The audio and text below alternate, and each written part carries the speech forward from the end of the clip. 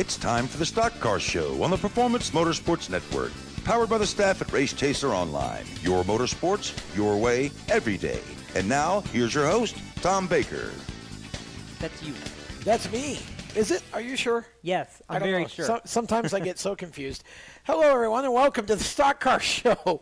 If you're watching us on our live stream, well, there's no hair up there to, No. There are many jokes. You're watching us on the live stream on Facebook, Race Chaser Media's Facebook. Welcome. If you're listening to us live on PMN Radio, that's the Performance Motorsports Network, or Spreaker, welcome. And if you're listening to this on demand on one of our digital platforms, thank you for doing so. Either way, we appreciate all of you joining us. This is the Stock Car Show. We're going to talk mostly about stock cars tonight. We are going to talk some Knoxville Nationals later because, well, it's the Knoxville Nationals. You can't not talk. You can't do a racing show, not talk about the Knoxville Nationals, especially when somebody wins by an eyelash. We're going to talk about that. We'll also talk about just a little bit of Oswego Speedway action because here again, Otto Sitterly won by an eyelash. So we'll talk about that as well. Now, hang on a minute. Otto won by less than an eyelash. Yeah, that was a closer finish than Knoxville. By about a tenth of a second. Yeah, and so we're going to talk about a little bit of open wheel later on in the show, but we're going to start with stock cars. My name is Tom Baker. Jacob Seelman from Speed Sport News is waving to the camera. We have the Randy Cam up and running. Randy Miller, our producer extraordinaire, is also going to be on mic tonight. It's my birthday. Be nice to me. Yeah, we don't let him out of his box very much. That's right. And yeah, exactly, out of the tech shed. Right. And via our Race Chaser Skype line is Cisco Scaramuzza, who Which also... I figured out how to beat on Cisco's box properly there tonight. You go. Capably producing our video side as well. So let's start some conversation here, and let's get started where you think we would with NASCAR and Michigan. And guess what? Somebody on this show last week predicted Kevin Harvick to win. Oh, stop being so What a full of shocker. yourself. That same person also said Austin Dillon was improving and was looking like he could be a contender before the season's out. And Austin finished second. Fourth. He was running second and did a heck of a job.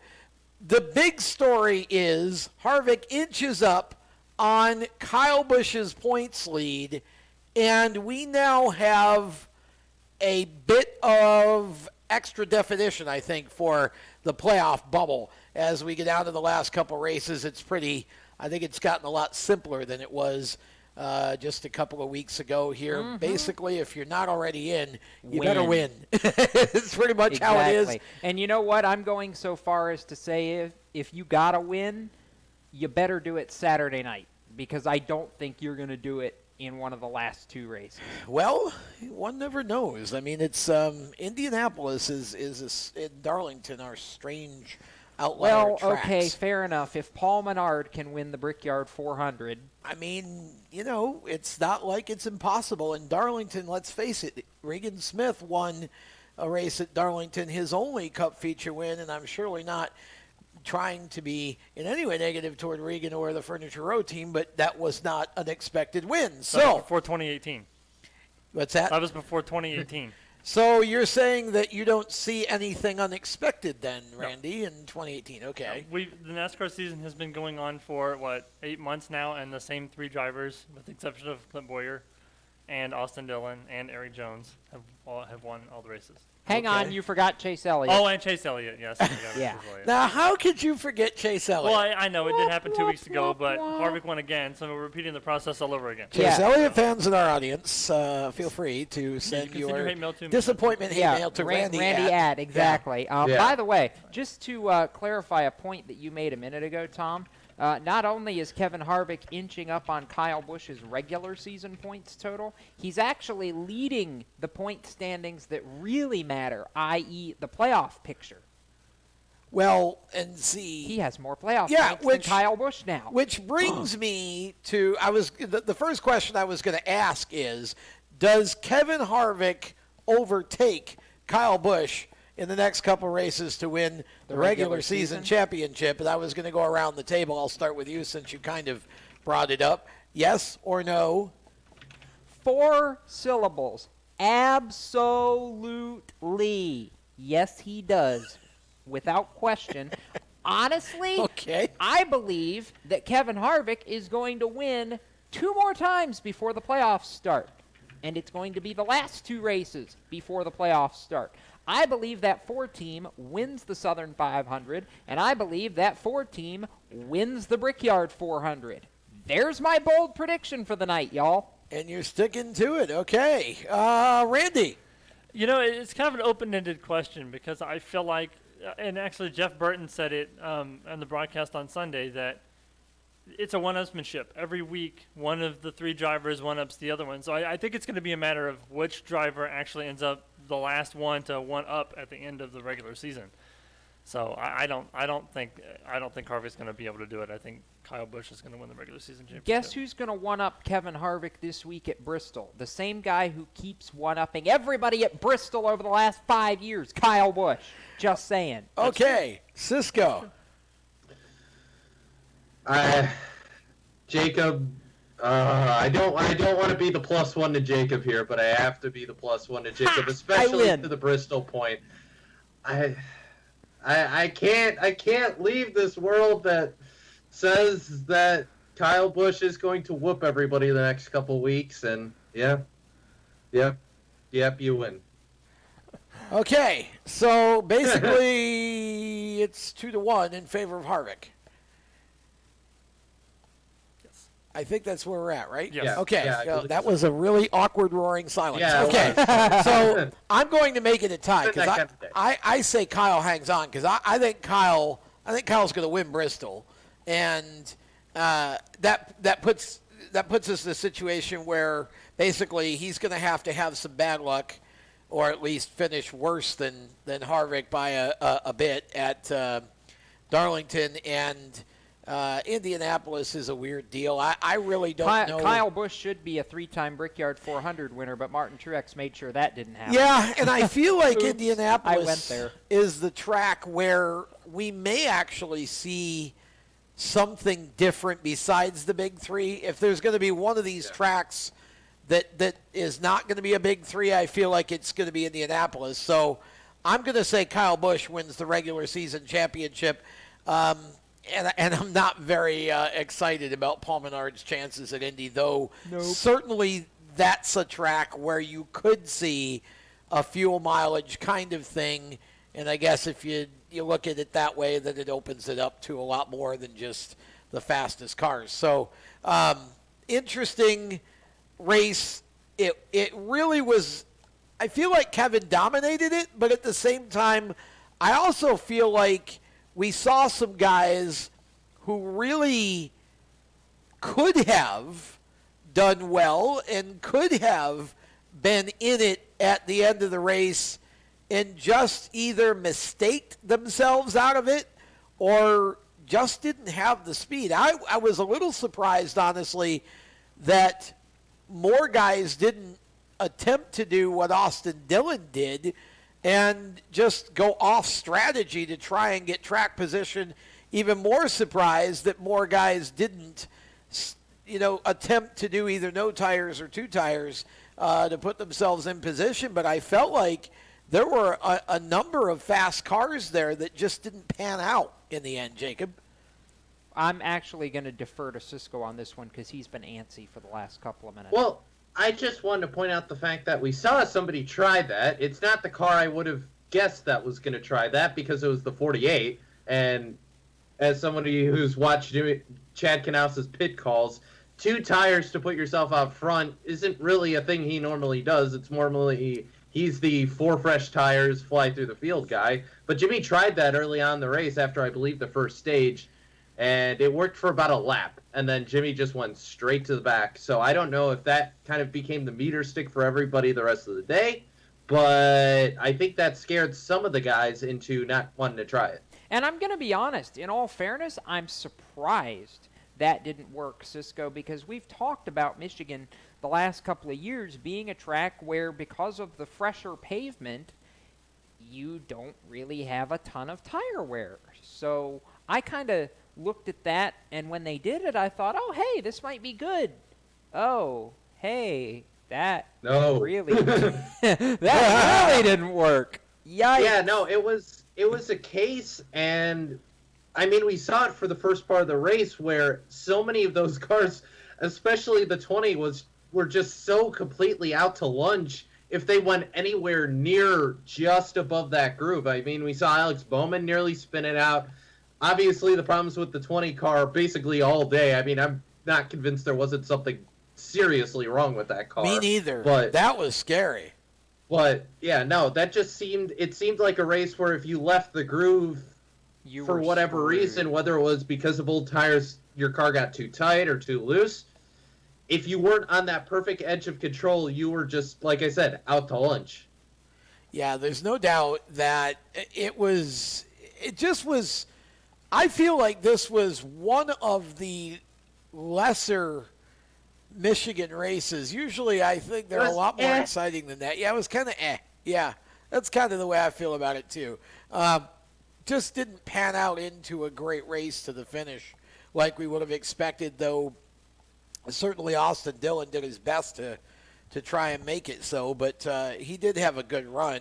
But I do feel like the playoff bubble here is pretty much a scenario where if you're not in the playoffs, you got to win to get in, and there are a few drivers, Jacob, that are in that situation that are close enough to still, have a chance. Have a prayer. But we definitely need to see a win. Paul Menard is one of those. Yeah. Certainly we talked about him. Ricky Stenhouse, another one of those. Suarez is another one of those. Suarez is the one who I think is the closest personally, but I'll throw out another dark horse to pull off an Indy miracle, Jamie McMurray, whose job may be in question, oh, by the way. Yeah, we're going to get to that in a bit. The rumor mill is a buzz this week. It's just a rumor. It's not true, guys. It's just a rumor. Yeah, well, rumors are only good if you spread them.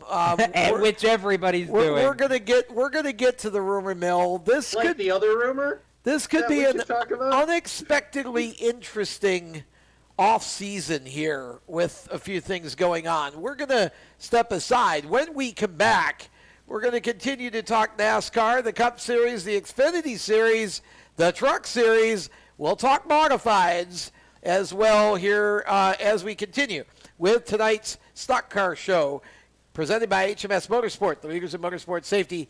We'll be back right after this. You own a performance car and you know how to drive, but you want to learn real performance driving. Well, Bunky, get that car off the street and onto the track. Summit Point Motorsports Park, the Mid-Atlantic's premier road racing facility, located just over an hour from D.C. in nearby Summit Point, West Virginia, is the place to go. And you'll find that Friday at the Track is going to give you what you need. For less than a monthly car payment, you can attend this regularly scheduled one-day instructional event in your street car on one of Summit Point's 3 world-class road racing circuits. You'll receive classroom instruction, skid pad instruction in their cars, including front and rear skid control, and 4 20-minute in-your-car instructional sessions from a professional instructor. Have fun, go fast, and really learn how to drive. Call 304-725-8444 for class schedules and details. That's 304-725-8444. Friday at the Track at Summit Point Motorsports Park. Green light. Hey girl, school zone. I'm getting hungry. Car changing lanes. You want to meet me for pizza? Stop sign. Intersection clear. Yeah, street. Pizza sounds good. Ball in street? Girl in street! It's hard to concentrate on 2 things at once, like texting and driving. Stop the text, stop the wrecks. How will you stop texting and driving? Tell us at stoptextstoprex.org. Brought to you by the National Highway Traffic Safety Administration and the Ad Council. Here's an important message from RAD and this station.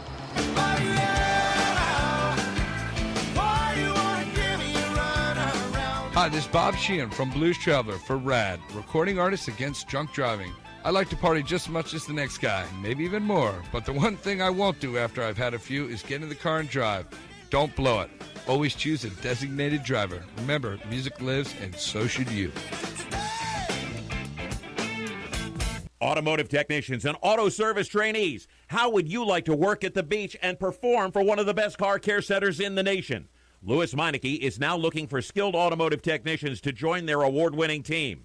If you're a gearhead that knows his or her stuff, or a young up-and-comer that has the motivation and drive to succeed, then you need to make this call today. 302-827-2054. Louis Meineke Car Care Center, located in beautiful Lewis, Delaware, offers a highly competitive compensation plan, great benefits, a flexible schedule, and did we mention that you're going to be working at the beach? Plus, there's a signing bonus for the right candidates. Technicians must be ASE certified and have a minimum of 6 years experience. Beginners advance at your own pace in one of several entry-level positions. But whatever you do, don't wait. These jobs will go fast. Call Tim at 302-827-2054. That's 302-827-2054.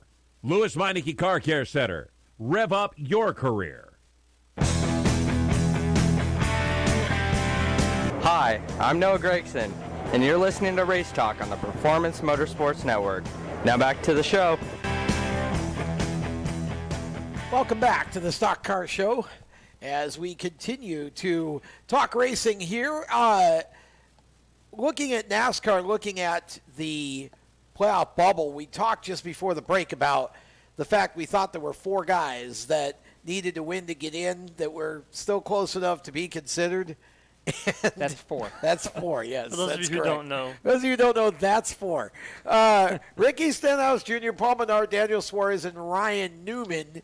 Wait, no, I said McMurray, not Newman. I don't think Newman's close enough. According to NASCAR, he is 20th. Well, okay, I know that, but I'm the playoff standings. I'm referring to the fact that I think Jamie McMurray has a better shot of winning in the next 3 races than Ryan Newman does. Well, that's fine. It doesn't matter where you are down to I'm 30. talking about the 4 guys that are immediately behind in the NASCAR points. You got me confused. I was going to say it's easy to confuse you. I was going to say that you failed to mention Ryan Newman, who I believe would honestly have a better chance of pulling off a win at one of these tracks by some sort of strategy than either Stenhouse, Menard, or Suarez at this point. Or Suarez? What are you smoking? Suarez has had the most speed out of all of them. Yeah, I agree. And it wasn't but a couple weeks ago that I was saying I think Daniel could win a race before the playoffs, but I still believe he can. Which race could you see him winning? Saturday night at Bristol. Absolutely. Okay. He's got the same equipment that his teammate Kyle Busch does, and Daniel's very good on concrete racetracks. I think that's the problem, Cisco. He's got the same equipment Kyle Busch does, and as we've said on this show many times, when anyone else, GTR fallacy. Yeah, Joe Gibbs Racing has a car fast enough to win, they won't because Kyle Busch does. Yeah, exactly. It's the JGR fallacy to where if Daniel Suarez has enough speed and enough consistency to win a race, he won't be able to because Kyle Busch will have the next caliber of equipment, and thus he'll win. So unfortunately, Jacob, I have to disagree. Looking at these races, especially Bristol, we're living in Kyle Busch land. Hey, Cisco. Stop and think about what you just said. Especially Bristol. What happens at Bristol? Bumpers. Kyle Busch wins. No. Bumpers. Yeah, that does and happen desperation. Often. You know what happens when desperate people do desperate things, especially at Bristol? Somebody gets wrecked. And you know what? Are you whipping out the Terry Labonte, Dale Earnhardt moment? Is that what's happening here? Absolutely I am. Because you know what?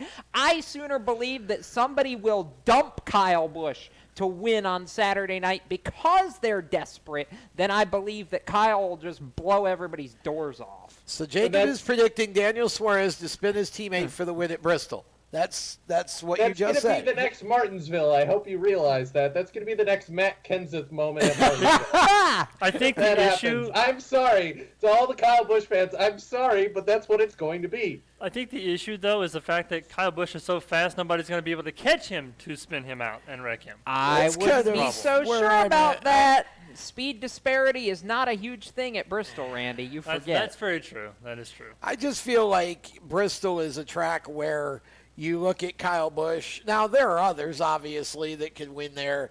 Not feeling Kevin Harvick this weekend, not on the short track, just not going there. Definitely would look at Martin Truex, but I think you start looking at Kyle Busch. You look at a Clint Boyer. You look at maybe even an Eric Almirola as being a driver who could sneak a win at Bristol. And, this is – I think you're right. I think it's desperation time. I'd love to see Suarez win. I think this would be his shot. I don't see him doing it at Darlington. I don't see him doing it in Indianapolis. Exactly. But I could see Ryan Newman pulling a win at Indy.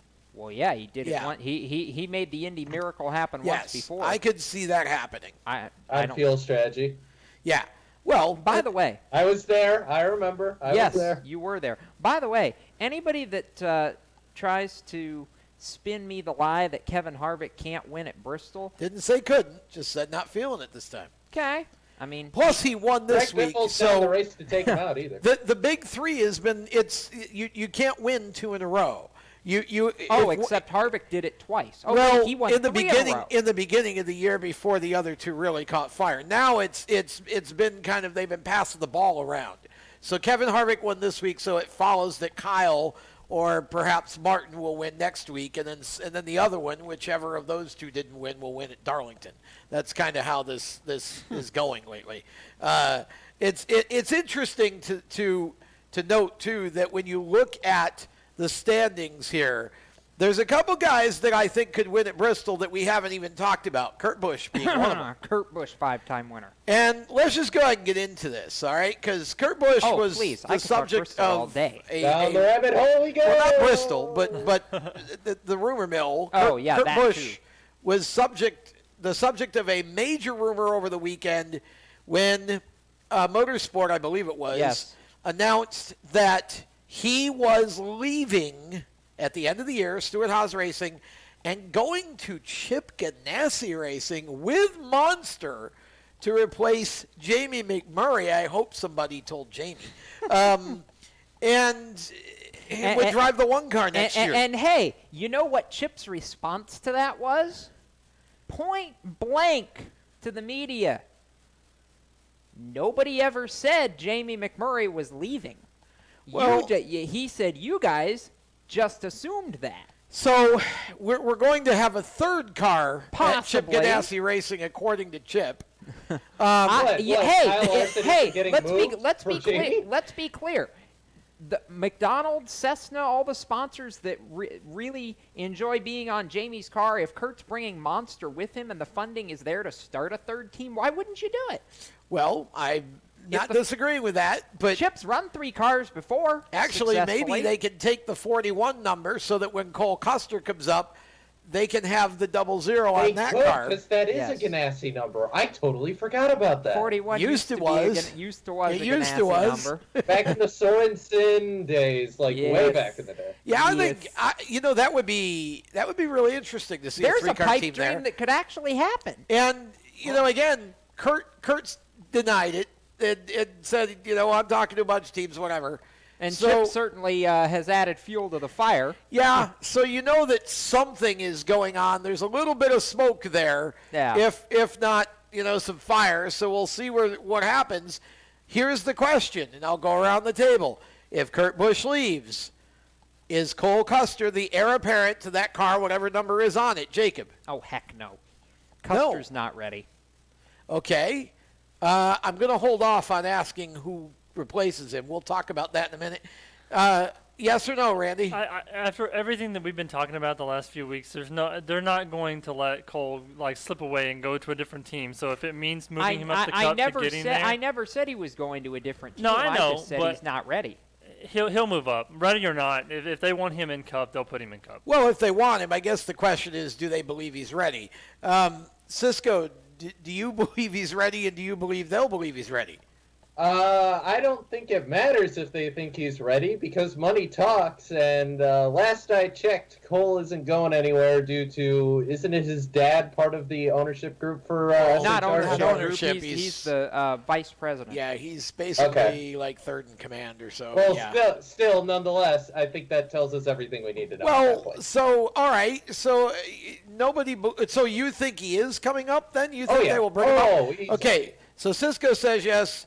Jacob and Randy say no. I'm going to say no. I don't believe he comes up. Thank you. Now, and it's not that I don't believe he's ready, because I actually think he would be fine, and I certainly think he's capable of learning C. William Byron.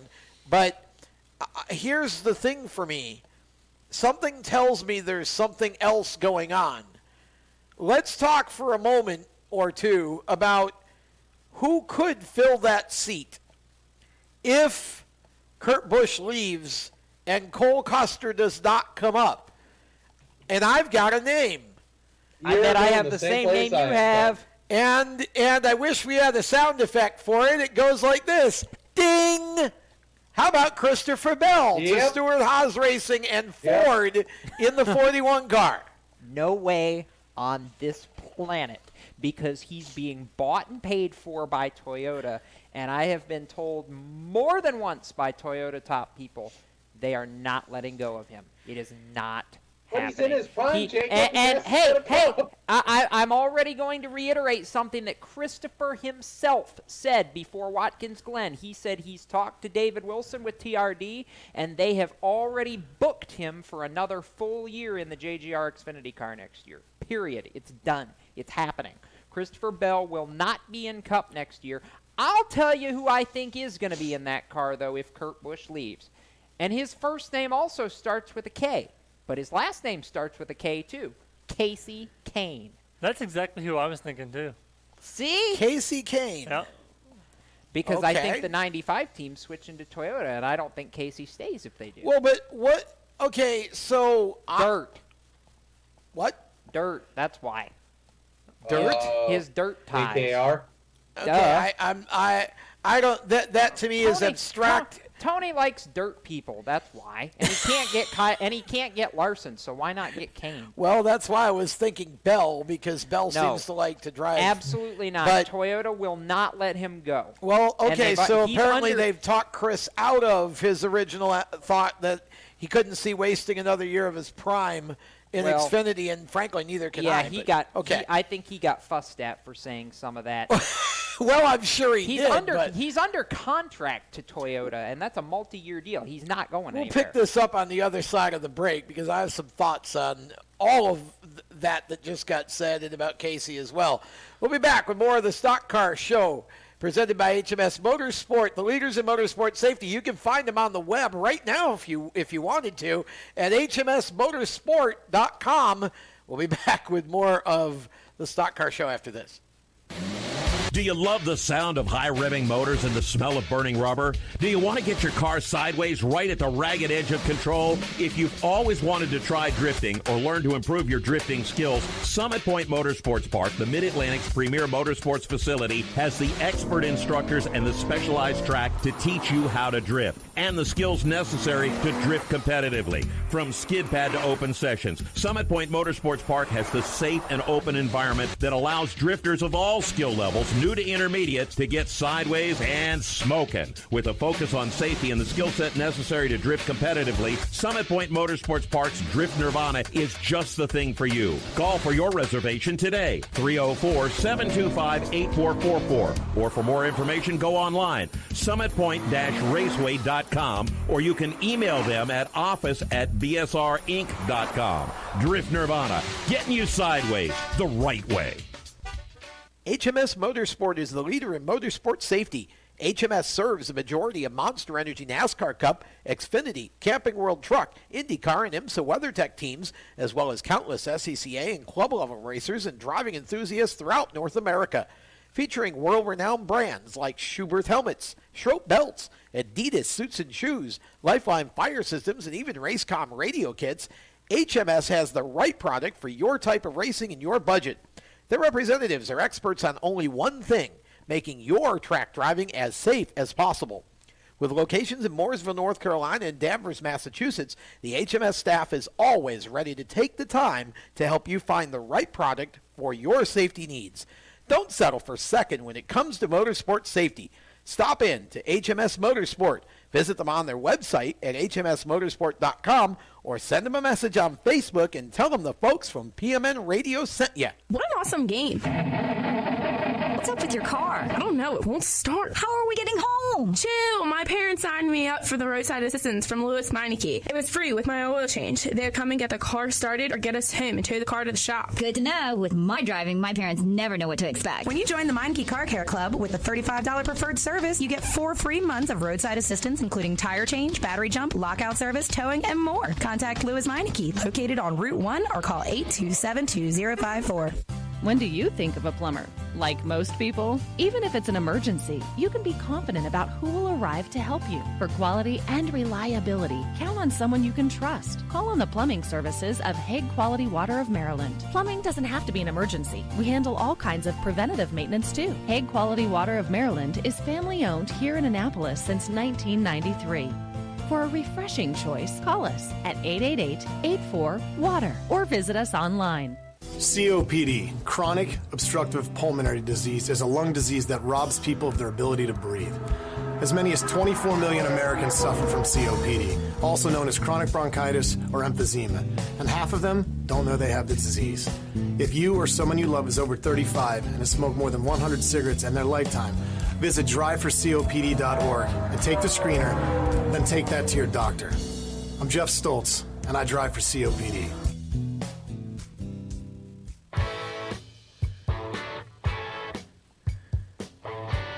Hi, this is Austin Terrio, and you're listening to Race Talk on the Performance Motorsports Network. Now back to the show. Welcome back to the Stock Car Show, presented by HMS Motorsport, the leaders in motorsport safety. Talking racing, and we are live on the Race Chaser Media Facebook page, and we are also live on the Performance Motorsports Network and on Spreaker. So if you are able to join us live on Monday nights at 7, you can do so. You can watch us on our Facebook page, or you can listen to us on PMN Radio or Spreaker, whichever you would like to do. Welcome to a couple of folks in the chat, both Ricky Harden and Gene. I hope I pronounced your name right, Cuter, listening or watching the show. That is Keeter, Tom. That is my mother, actually. Oh, okay. Well, so please don't pronounce her name wrong. No, we don't want to mispronounce your mom's name. That's not good, Cisco. Thank you for joining us. And okay, we have just a couple of comments. So Ricky Harden believes that he actually agrees with Jacob that it would be the first time the 19 actually pushed the 18 out of the way. Hang on a minute. For the win in the last couple of years. Let's stop and celebrate the fact that somebody actually agreed with me for once. Yes. Don't get too used to it. And we have a pick on a Bristol winner from Cisco's mom. That would be William Byron, to which Ricky immediately responded, well, he'd be about 15th on my list. So we've got a feud going on in the chat. If you'd like to participate, feel free to join and chat with us during the show. We'll get back to talking about the rumor mill. Jacob, before the break, suggested that maybe Casey Kane could fill the seat in the 41 if Kurt Busch leaves. Randy agreed. My thought on that is that's always possible. I don't see the dirt thing being a huge deal because there's nothing for Tony to gain by having Casey in the car on the dirt side, except that they both do run sprint cars, but I don't think we'd certainly be seeing that. Here's my other thought. If the 95 is going to Toyota, isn't the purpose of that so that they could upgrade their program? We know Casey Kane has been talking to them about re-signing with him. I can't see Stuart Haas unless they believe that it's one and done. In other words, we're going to throw Casey in for a year and then bring up Cole Custer, which could be. I don't see it being one and done, Jacob. I think they're going to – I could more see Casey re-signing with the 95 team, and I could see the 41 reaching somewhere and snatching a driver that they feel like could be more long-term, because if they're not going to bring Custer up this year, I almost think you got to look at that and wonder if maybe, how long before they decide to thank Clint for his services, but maybe he replaces Clint in the 14 in a year. Considering Tony Stewart picked Clint Boyer to fill that seat, I don't see that. I would sooner believe if they think it's only going to take one more year before Custer's ready, you find somebody that'll take a one-year deal, you put him in the car, and then you put Custer in for 2020. End of story. Done. Unless you go pluck somebody like a Daniel Hemrick that you believe is actually going to be better than Custer. I can't see for the life of me if they're not going to leave Cole down there more than another year. So, I mean, that would be an interesting – this is really, to me, kind of a conundrum. I still think if the 95 goes Toyota, the reason they're doing it is to build with Casey for at least the next year or two. Otherwise, you would say that because if Christopher Bell comes up in a year, where does he go? Second car. At Furniture Row? No, not at Furniture Row. LFR. At They LFR. run two car, the 59 car that poofed up a time or several. I don't know. In the last couple of years. They've done it before. It's interesting. And I've heard rumblings that they want to be a two-car team. Yeah, I mean, I could see that. I just can't see them putting Christopher Bell unless they knew that car was going to be competitive for wins. They're not putting Chris Bell in it. Toyota money. Well, but maybe. I don't know. I think if Toyota really wants to put money into something, they ought to be putting it into Furniture Row, because apparently there's at least a little bit of conjecture about their status going into next season if they can't find sponsorship. I'll reiterate Barney Visser. We are not going anywhere. Well, I'm sure that's true, but if I'm Toyota, I'm securing the championship team first.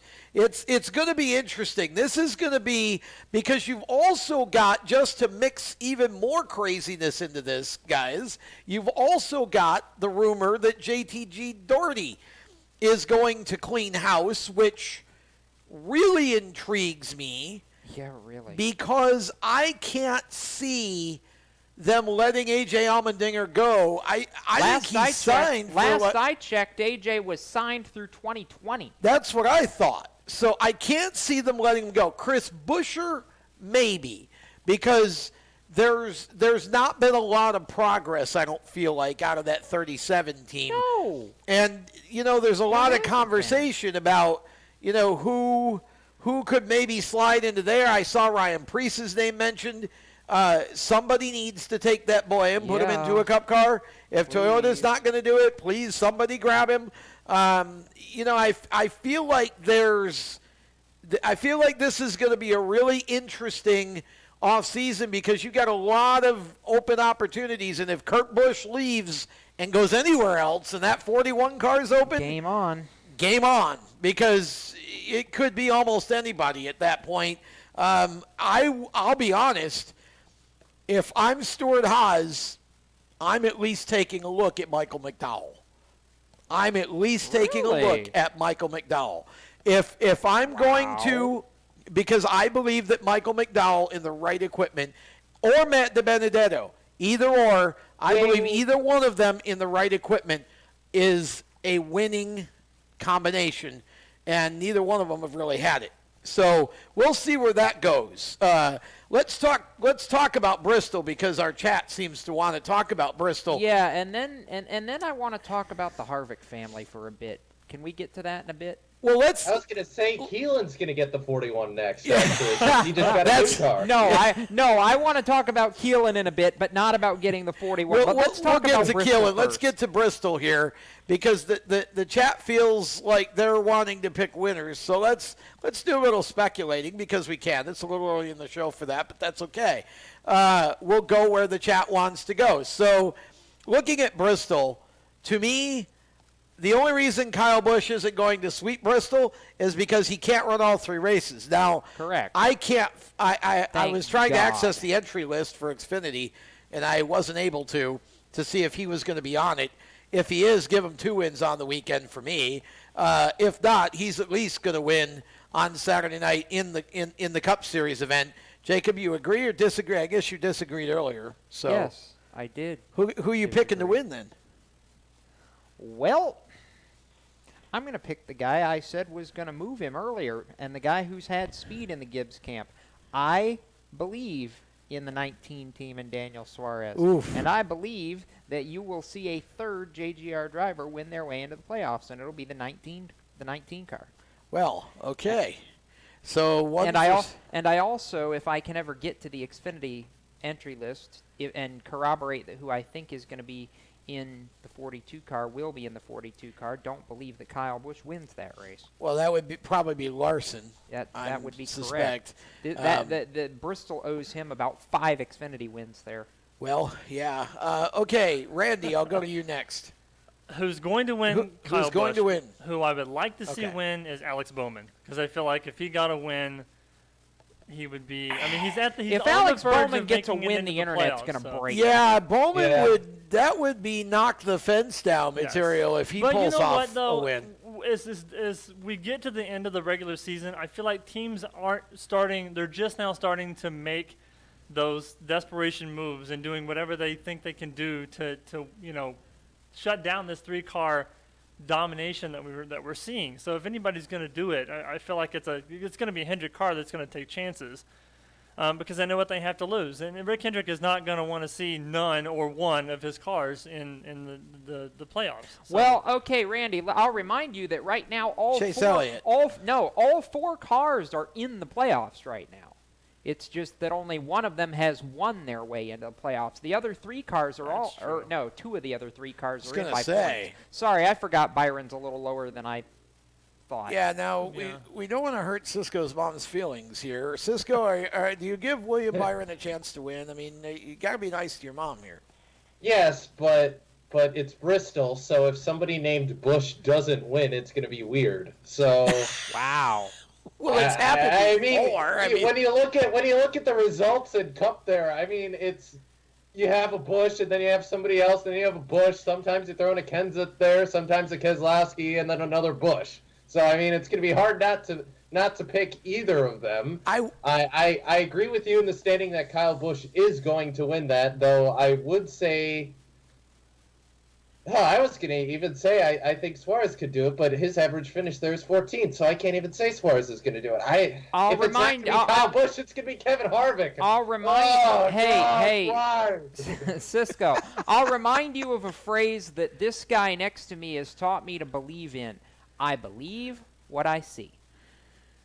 Except for last week when he used a whole bunch of stats to not believe Austin Dillon and then, but anyway. That was a flash in the pan. I don't believe William Byron. I don't believe William Byron will win Bristol, but I will say this. Will win if there is a massive wreck. I think Byron, if he's going to win this year, that's where he's going to win, right there. He's going to win at Bristol. And the reason I say that is because the team is good there, number one. But 2, again, short track. The key for him, I think, is going to be qualifying. If he can qualify in the top 12 and run with the leaders, run up front all day long, and some things fall his way, I think he could win. I don't think he will, but I think he could win. I do think that this would be the place. As much as I say that, I also think, remember, he won Indy last year in the Xfinity car. And Indy's an outlier. It's a weird track. So that might be another chance. Well, we're also not using the same package. Well, that's true. I'm just saying it's a track that often produces strange happenings. I'm not giving him much of a chance at all at Darlington. I do believe that William Byron has a better chance to win at Bristol than anybody else that's below that cutoff line, with the exception of Suarez. We'll see about Daniel. I would love to see it, but just not sure that it's in the cards right now. I honestly would have to take a flyer with about 3 or 4 other people before I chose Daniel Suarez, including Eric Jones, oh, by the way. But getting back to Bowman for a minute, if Alex Bowman wins Bristol, how excited is Dale Earnhardt Jr. going to be in the booth? He's going to run out of the booth and he'll run down to the racetrack. Yeah. You know, that tether they got him on, it tethers him to the floor. It may break if the 88 car wins. And I do also think we better be watching Kyle Larson, too, because it would be naive to think that Kyle can't run up front. The problem Kyle's had anywhere he doesn't stuff it in the wall. Well, that's the problem he's had is you know, he gets a fast car and he wheel hops it and spins, or he crashes, or you know, something happens. So we'll see what happens this week. We'll talk more about Bristol a little bit later. When we come back, we got Xfinity, we got trucks, we got modifieds all coming up. We're going to talk Knoxville Nationals as well. Lots still to catch up on. Every once in a while, we violate the show's name and talk about something besides stock cars. So for those of you tuning in and going, why are you talking about Knoxville?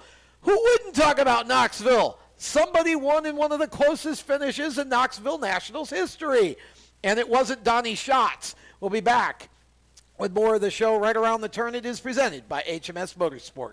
Everywhere you go, you hear it, and you see it. It's coming at you through your phone, your tablet, and your computer. It's broadcast from your favorite radio station, TV networks, and cable companies. It's in the stadiums, the arenas, the ballparks. It screams for your attention at the mall. It's interactive on Main Street. It's even coming at you from the gas pump at the nearby convenience store.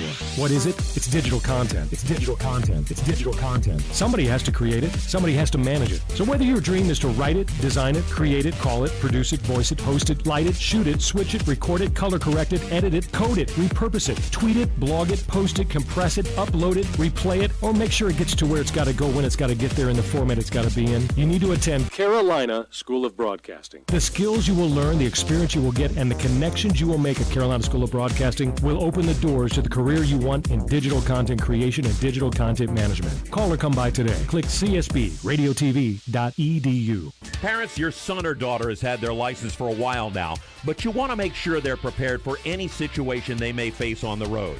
High school driver's ed doesn't teach them to drive defensively. They need to be prepared for any highway emergency. For less than a month's insurance, and a whole lot less, BSR instructors at Summit Point Motorsports Park in nearby Summit Point, West Virginia, will teach your son or daughter how to respond instantly and positively to unexpected situations on the road. BSR's specialized accident avoidance training teaches swerve to avoid maneuvers at highway speed, ocular driving, which focuses driving attention on ways to avoid accidents, vehicle dynamics and feedback, skid control and skid recovery, threshold braking on straights and progressive braking on curves, and off-road recovery techniques. This is stuff driver's ed simply doesn't teach. So call BSR today, 304-725-8444. Give your kid the skill set needed to drive safely and responsibly on the highway. That's 304-725-8444. This is a test to find out if you know it all when it comes to children. Name one of the leading killers of U.S. children age 1 to 13. What's the best way to protect children in a car crash? At what age and size should a child start using a booster seat? Don't assume you know it all when it comes to car seats for your child. Go to safercar.gov/the-right-seat and know for sure. Brought to you by the National Highway Traffic Safety Administration and the Ad Council. Hi, I'm Ben Rhodes, and you're listening to the Performance Motorsports Network, the voice of motorsports. Yeah, there we go. Bad Leroy Brown, a little Jim Croce bringing us back. We are talking racing on the Stock Car Show. It is presented by HMS Motorsport, the leaders in motorsports safety. They are the experts in motorsports safety. and you can find them on the web at hmsmotorsport.com. We are back live and talking about Bristol and talking about the Xfinity Series and talking about Justin Allgaier getting a checkered flag in a race that I would have never thought Justin Allgaier was going to win. Mid-Ohio. Mid-Ohio. And this is a surprise to you because why? Well, because he really wasn't necessarily the car that, I mean, this was Austin Cindric's race to win. But Justin was the second fastest car all weekend long, and he's a good road racer. He is a good road racer, but I really thought this was Cindric's day. And I thought it was too, but they made a great strategy call. And how often do we talk about road course races coming down to strategy, Tom? Well, that's true. He put on tires at the right, and this was a spin and win too, by the way. He spun early in the race. Yeah. Came back, put fresh tires on it at the last caution, and trailblazed to the field and won. Yeah, it was definitely an interesting race. I love Mid-Ohio. I think it's one of my favorite. How can you not? It's beautiful. Yeah, it is a beautiful course, and it's a very racy course. This is a course that really lends itself to good shows in about anything that races on it.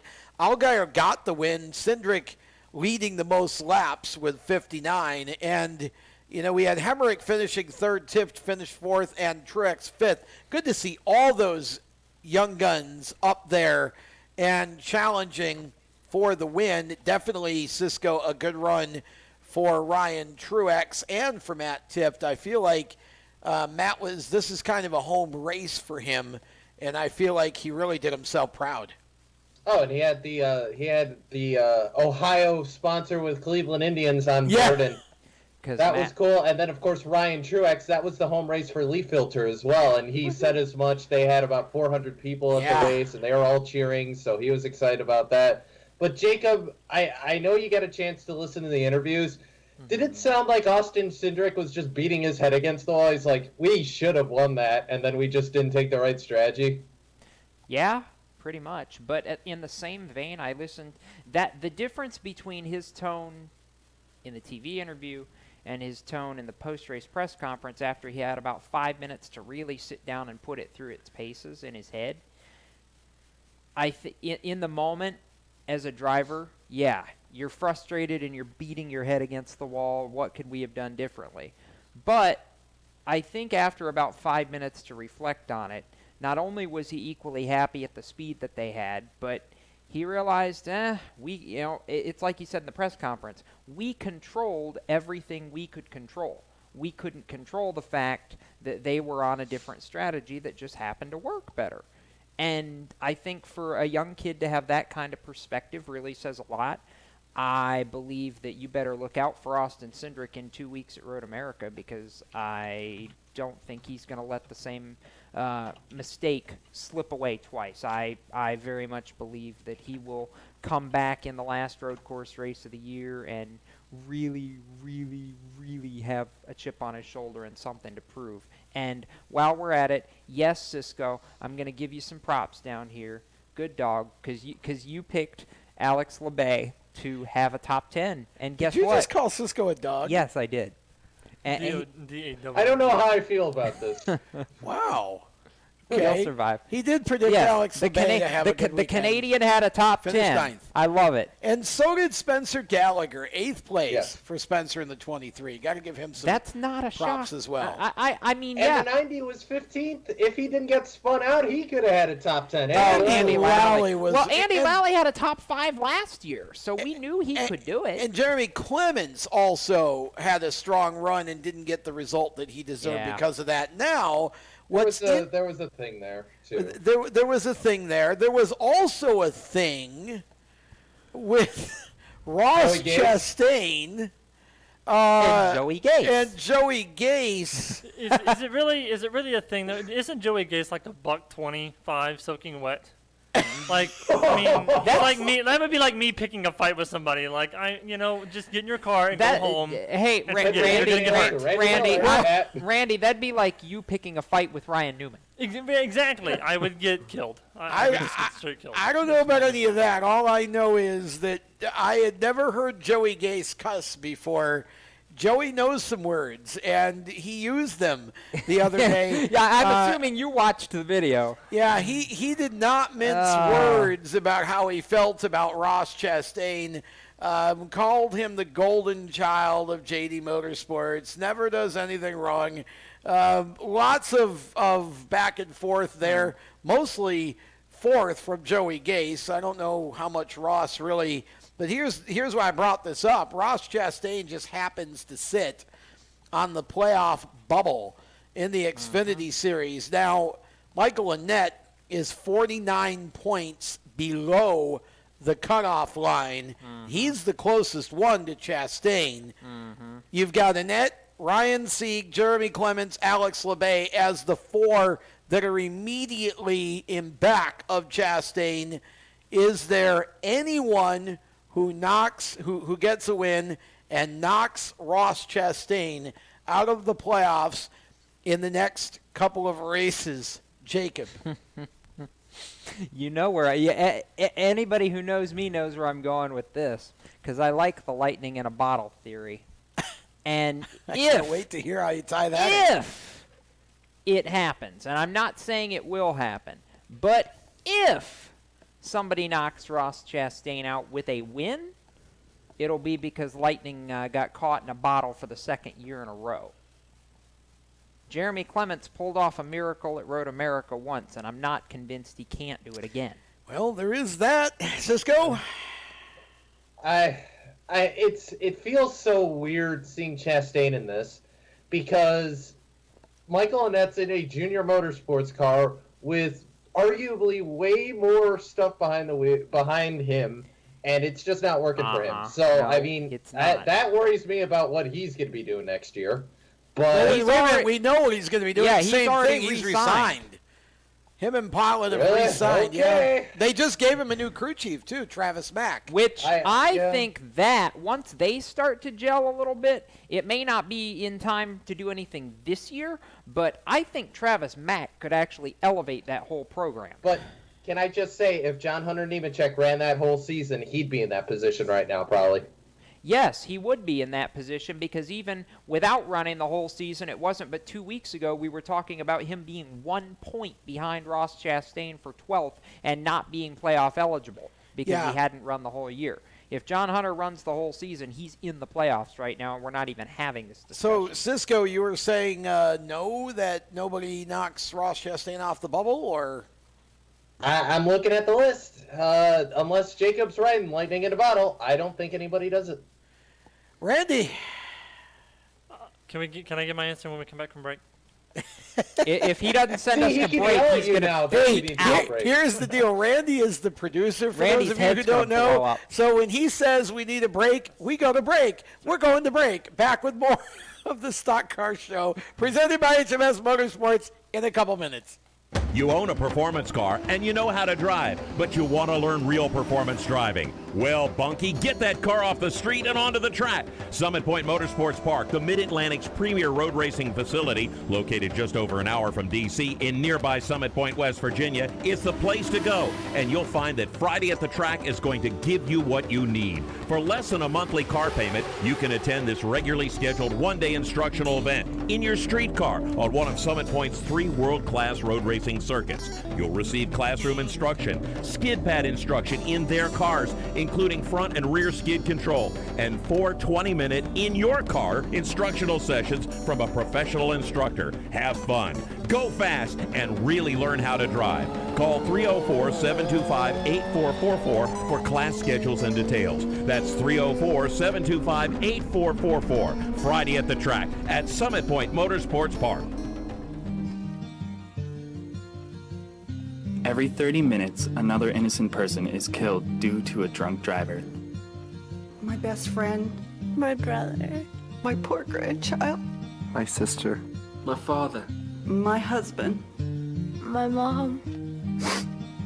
My mommy. Well, I've been afraid of changing, 'cause I've built my life around you. Star stop these tragedies before they happen. Don't drink and drive. The Performance Motorsports Network is a compilation of shows about motorsports.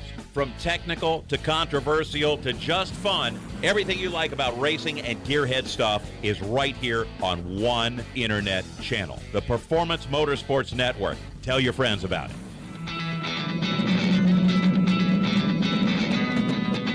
Hi, I'm Reed Sorensen. Racing has been a part of me and my family for as long as I can remember. I had to make tough choices early on to get to the top. It took hard work and dedication.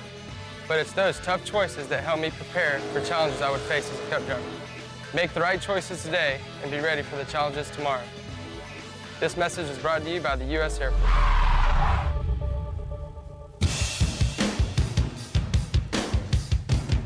Hi, I'm Timmy Salmito, and you're listening to Race Talk on the Performance Motorsports Network. Now back to the show. Well, Can welcome we use back that as an excuse to the to Stock talk Car Show. modifieds? Well, let's get to the mods in a minute because I Okay. want to finish where we were.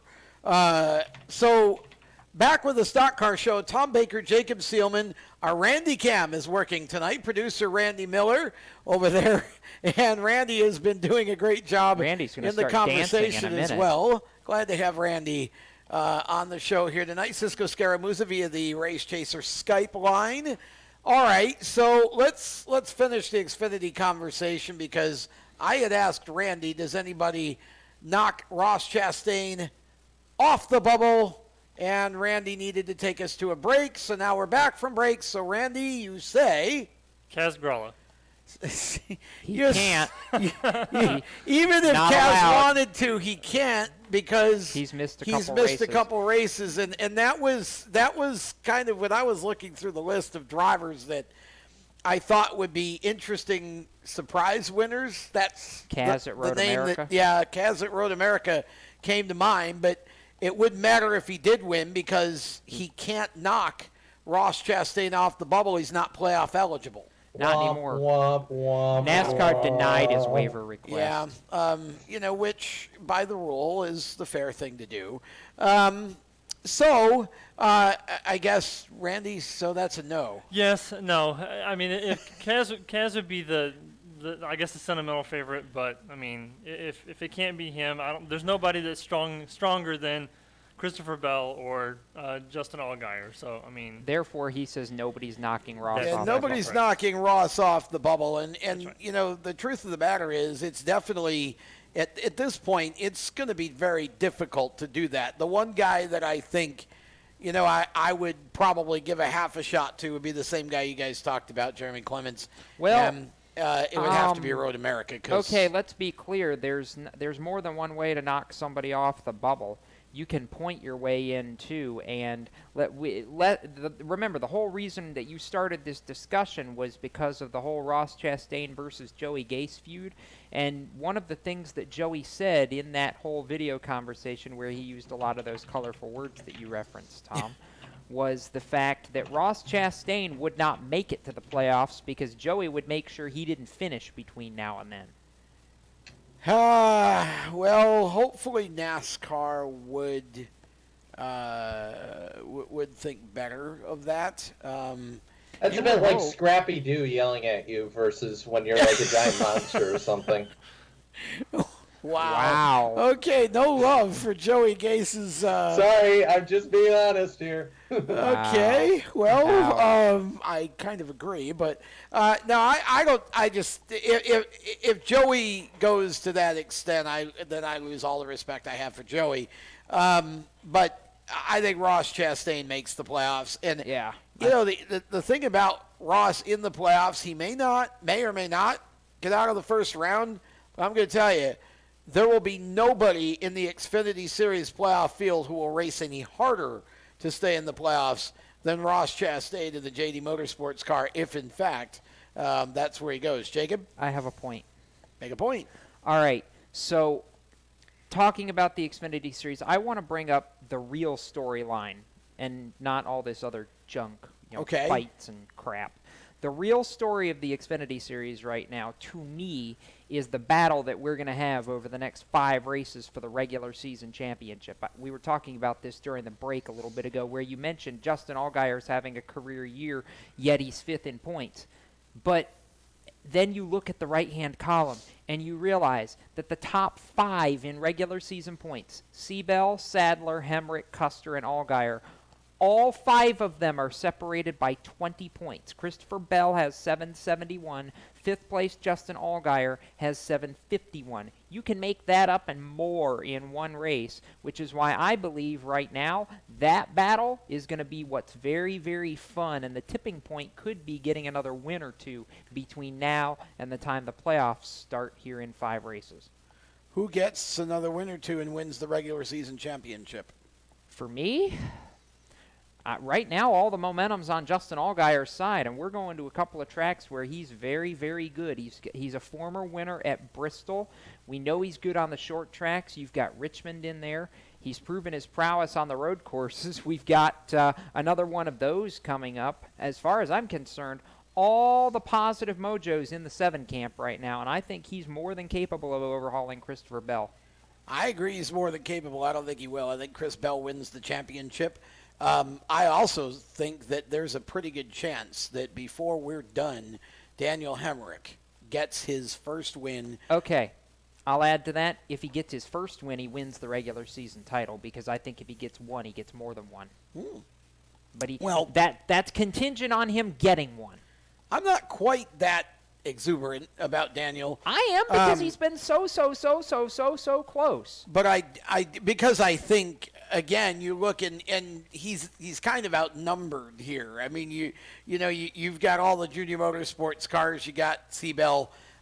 You say all the junior motorsports cars. Really, there's 2 of them, the 1 and the 7. Well, the 9 has been completely underwhelming since he won at Daytona. Oh, I agree with that. In fact, if I'm voting for biggest disappointment, Tyler Reddick in the Xfinity Series, absolutely, it's Tyler Reddick. I think Tyler, and I will go as far as to gently say, don't blame the team here any more than or less than you blame the driver. I think Tyler has been really underwhelming in his performances. Yes, and Tyler's admitted as such. He's said that he's made mistakes in the second half of this regular season, and he's not happy with his performance right now. And quite frankly, I'm glad he's owning up to it, because he shouldn't be happy with his performance right now. And I'm not really sure, to be honest, if I'm Junior Motorsports, I'm looking at what's out there. I'm not necessarily sure I'm bringing back Tyler Reddick in 2019 if he doesn't improve. Well, all I got to say to this is running a 4-car race team is a business, and unless you can find somebody that brings more money to the table than Tyler Reddick, you're not going to replace him. I'm looking at what's out there. Just like you're not. If you're not replacing Michael Annett, you're not replacing Tyler Reddick. Well, again, you kept Annett because of money. And Reddick's bringing more money than Annett. Well, but there's more to it than just the money itself. It's what the sponsor does and how the whole deal works out. I think there's a little more to the pilot situation right now. At least it seemed that's what was indicated when they re-signed Michael Annett. I think there's more to the pilot involvement with Junior Motorsports, maybe with some of the other partners than necessarily. We'll see. But I'm just saying, as far as if the question is, has Tyler Reddick earned another shot at the 9 car just based on performance? No, not right now. Okay, so if you say that, you're asking, has Michael Annett earned another shot in the 5 car? But he's already re-signed. It doesn't matter. It's a moot point. Yeah, but regardless, if you're going to bring back a driver who has 0 top 5s, 0 top 10s, has barely led a lap, at least Tyler Reddick has 11 top 10s and a win this year. It depends upon. But we don't have to worry about that, because I just went back and looked at the original Tyler Reddick announcement, and when he was signed at the end of last year, it was a multi-year contract. So there's no question that he's going to be back in 2019. It'll be interesting to see if he improves at all, because I said when they announced he was signing, I wasn't really sure this was the guy that you wanted in that car, because Cisco, that car is a championship car. I haven't seen enough of Tyler Reddick in the Xfinity Series that tells me he's a championship driver at that level. I just haven't, and he certainly hasn't shown it this year. Man, sure looks like half of Junior Motorsports has whatever all of Hendrick Motorsports has right now, or I guess 3/4 of Hendrick Motorsports has right now. Well, I mean, I think Michael Annett is what you see. And again, I'm not trying to be ugly, but I'm just evaluating what I see. I don't think Michael Annett gets better. Maybe they get free gas at pilot stations. Well, again, I mean, I don't know. A lot of this is sponsor-driven. I mean, I think Tyler's capable of getting better. I just need to see more out of him. If you're going to be in that car, I've always said, if you're going to drive for Junior Motorsports at any level, you better be winning, because it is not the equipment. It's not. I mean, so if you're not winning, something's not right. And we saw Chase Elliott do it. We saw William Byron do it.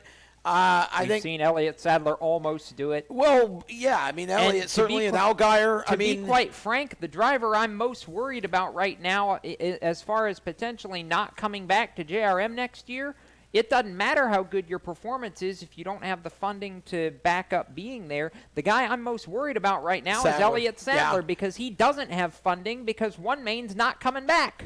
Yeah, and that's going to be interesting to me to see, again, what do they do there? Can they find him some funding to bring him back? I'm sure Junior would probably like to have him back. Yeah. He's certainly been, I think, by and large, the most competitive one out of that stable. Allgaier this year has risen, and it's not that he hasn't been winning and hasn't been, but I think this year he's taken it up a level. I agree. From where he's been. I was going to say, don't completely discount him, because he and Sadler have been the two guys in the championship for both years. Well, yeah, and then include Byron last year. I was going to say, but as far as guys who have been in the playoffs both times since that format was unveiled, the 1 and the 7 have both been in there. Again, this is going to be an intriguing offseason. There may be a few drivers in play there, and I still think there are some drivers in the truck series that could move around a little bit, depending on how things go, and some that are definitely ready to come up to the Xfinity Series for sure. Okay, when we come back, we're going to talk ground pounders. That's modifieds for those of you uninitiated on the Stock Car Show. Right after these words, the show presented by HMS Motorsport, the leaders in motorsport safety. Stay with us. How to be a great dad in 15 seconds.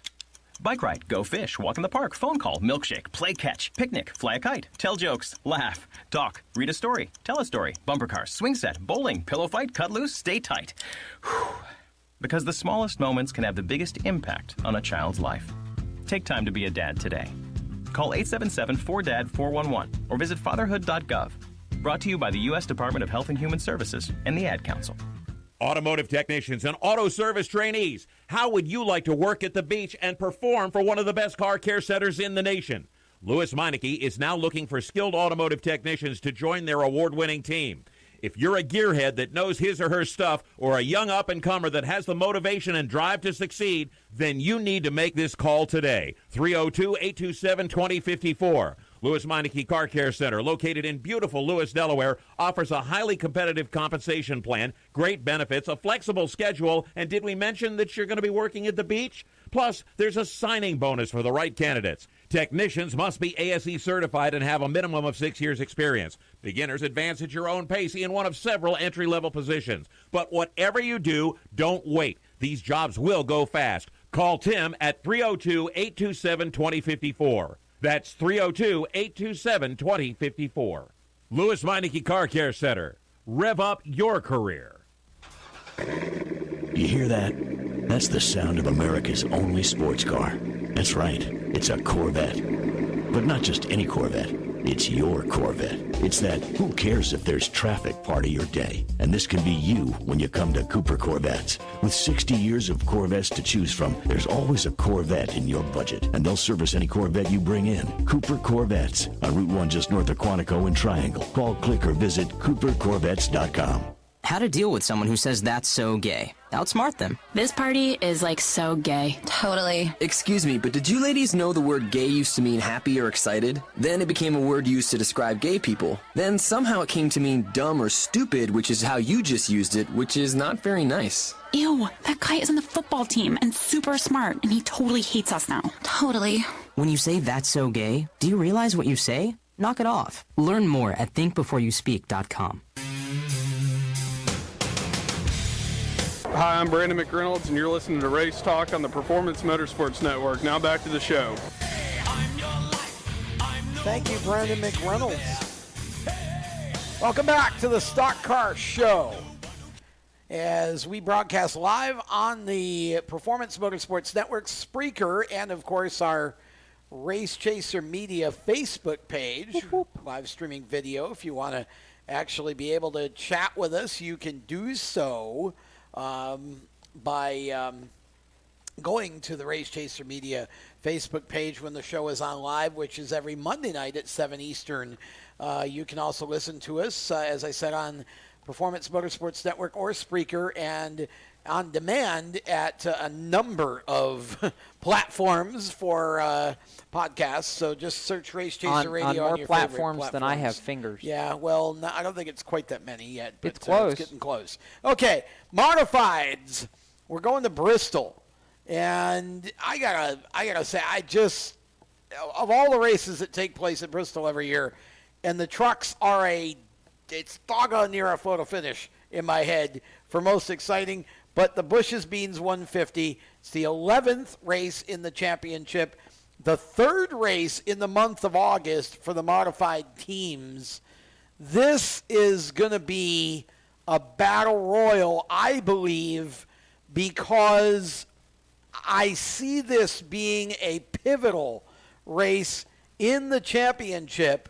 Jacob, this title fight in the modified division this year has been nothing less than spectacular. Justin Bonsignor looks like he's the odds-on favorite, but boy, oh boy, there are some drivers who just won't go away. Are you sure you and I are watching the same title fight? I'm sure. Well, at least I know what I'm watching. If you're watching Chase Dowling, then I would have an outside chance of agreeing with you. But outside of that, every single driver in the field, with the exception of Dowling, is more than one race. Actually, no, I can't do math right. Even Dowling is more than a full race. Justin Bonsignor could not even show up at Bristol and still have the championship lead with 4 races to go. We were past the point of this being a pivotal race in the championship a month ago. These guys, at this point, if you want to beat Justin Bonsignor, he needs to have about 2 bad races, and you need to win 1 or 2 of them at least to have a shot. He's 58 points ahead. The maximum number of points you can gain in one race if he doesn't show up is 48. So, no, as far as I'm concerned, we were past the point of pivotal a month ago. This is Justin Bonsignor's championship to lose, and I don't think he's going to lose it. I really don't. It was only a year ago that Timmy Solomito went into Bristol as the guy that we were looking at to possibly upset Doug Colby. He crashed. He then went to the next race and crashed again. Or let me say, he got crashed twice.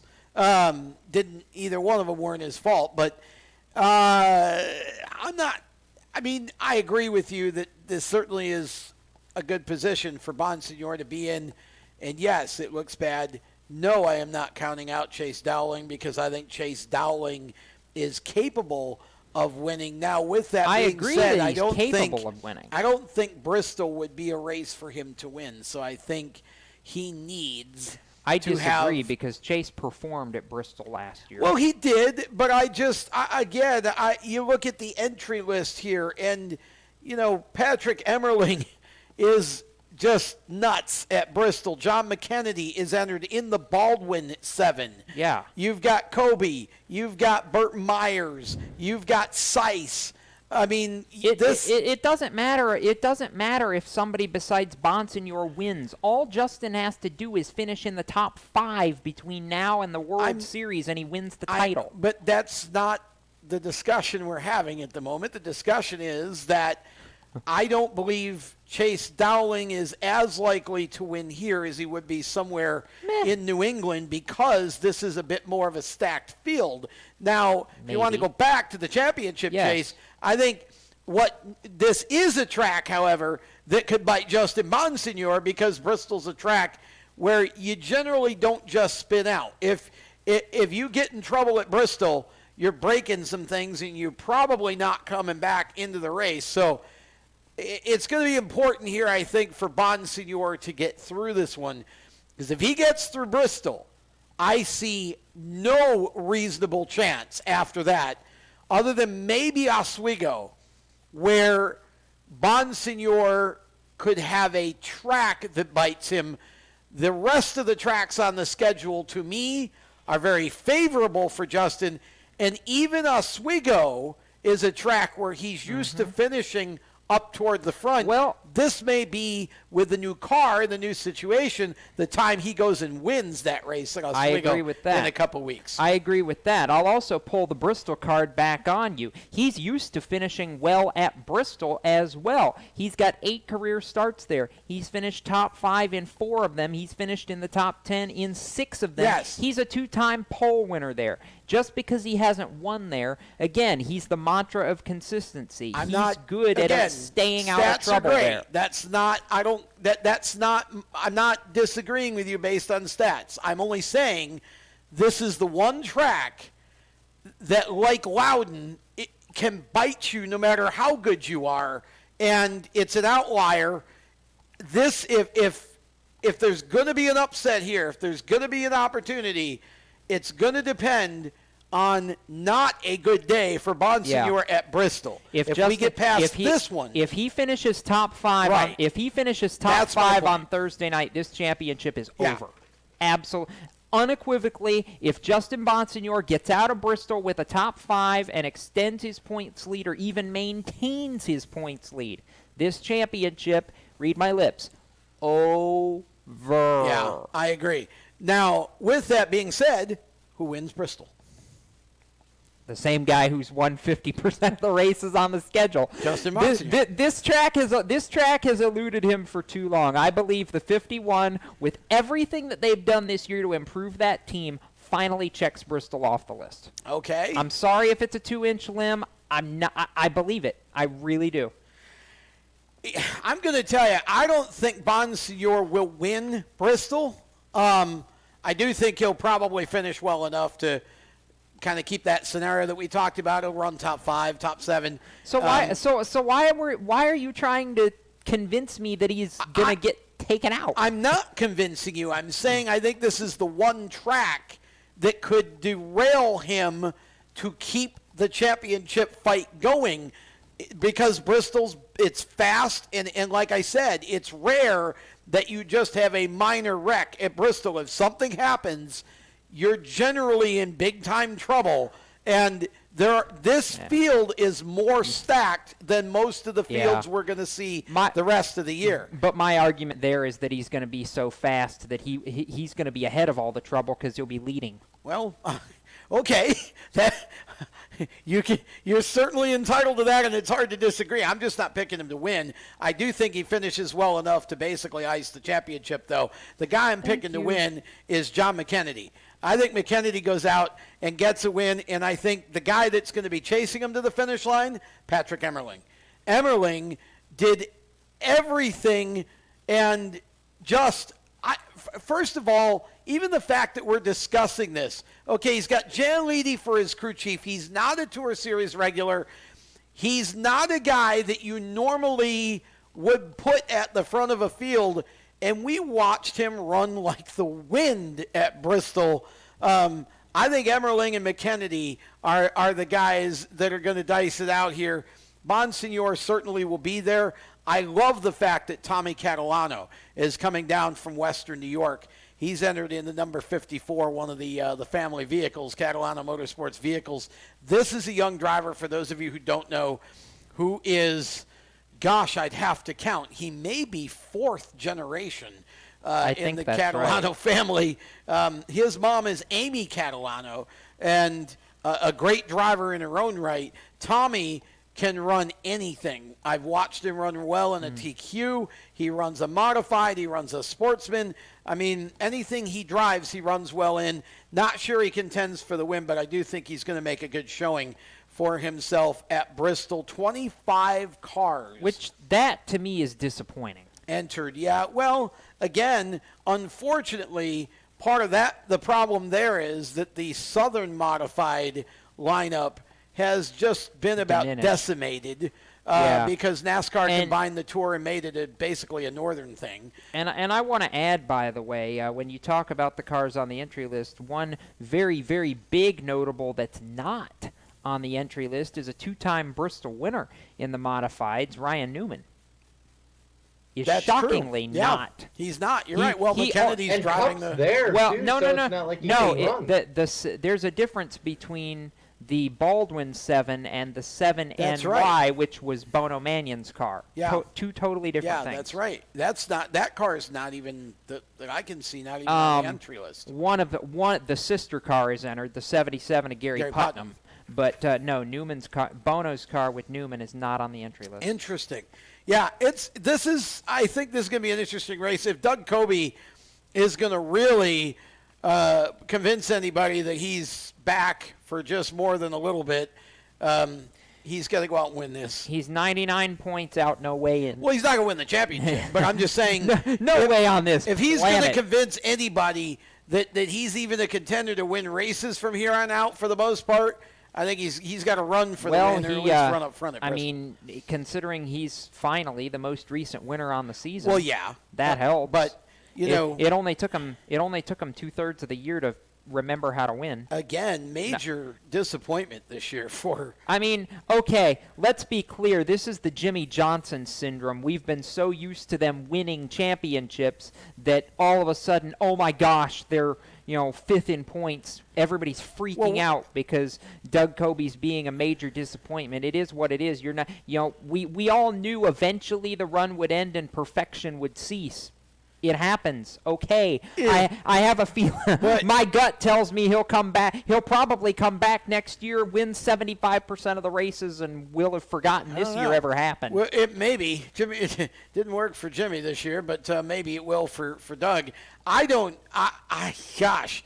I mean, I think Doug's been more than a slight disappointment. 5th in points for him is really more about finishing races than it is about contending for wins. It's not that I wouldn't have expected him to necessarily win a title again.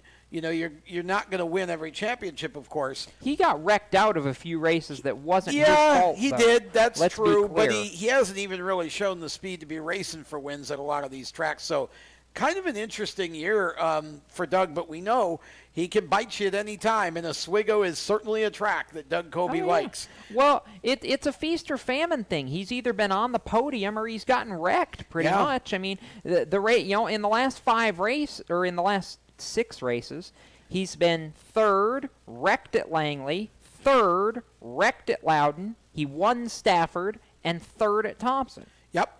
Exactly right. I mean, it feast or famine. The last 4 races, he has run for the win in all of the last 4 races. He was running for the win at Loudon before he got crashed. So, yep. It's not that they have not run for the win. It's just they've gotten screwed out of a few of them. Thursday night, modifieds, Bush's Beans, 150. I'll be there at Bristol. And we're going to step aside. When we come back, we're going to talk about the other division that's going to be running at Bristol on Thursday. That would be the trucks. And boy, oh boy, you want to talk about some competition for playoff spots. Let's talk about that around the turn. You're listening to the Stock Car Show presented by HMS Motorsport. We'll be back right after these words. Parents, your son or daughter has had their license for a while now, but you want to make sure they're prepared for any situation they may face on the road. High school driver's ed doesn't teach them to drive defensively. They need to be prepared for any highway emergency.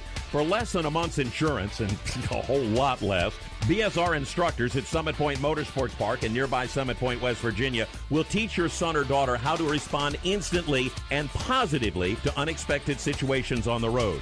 BSR's specialized accident avoidance training teaches swerve to avoid maneuvers at highway speeds, ocular driving, which focuses driving attention on ways to avoid accidents, vehicle dynamics and feedback, skid control and skid recovery, threshold braking on straights and progressive braking on curves, and off-road recovery techniques. This is stuff driver's ed simply doesn't teach. So call BSR today, 304-725-8444. Give your kid the skill set needed to drive safely and responsibly on the highway. That's 304-725-8444. You hear that? That's the sound of America's only sports car. That's right. It's a Corvette. But not just any Corvette.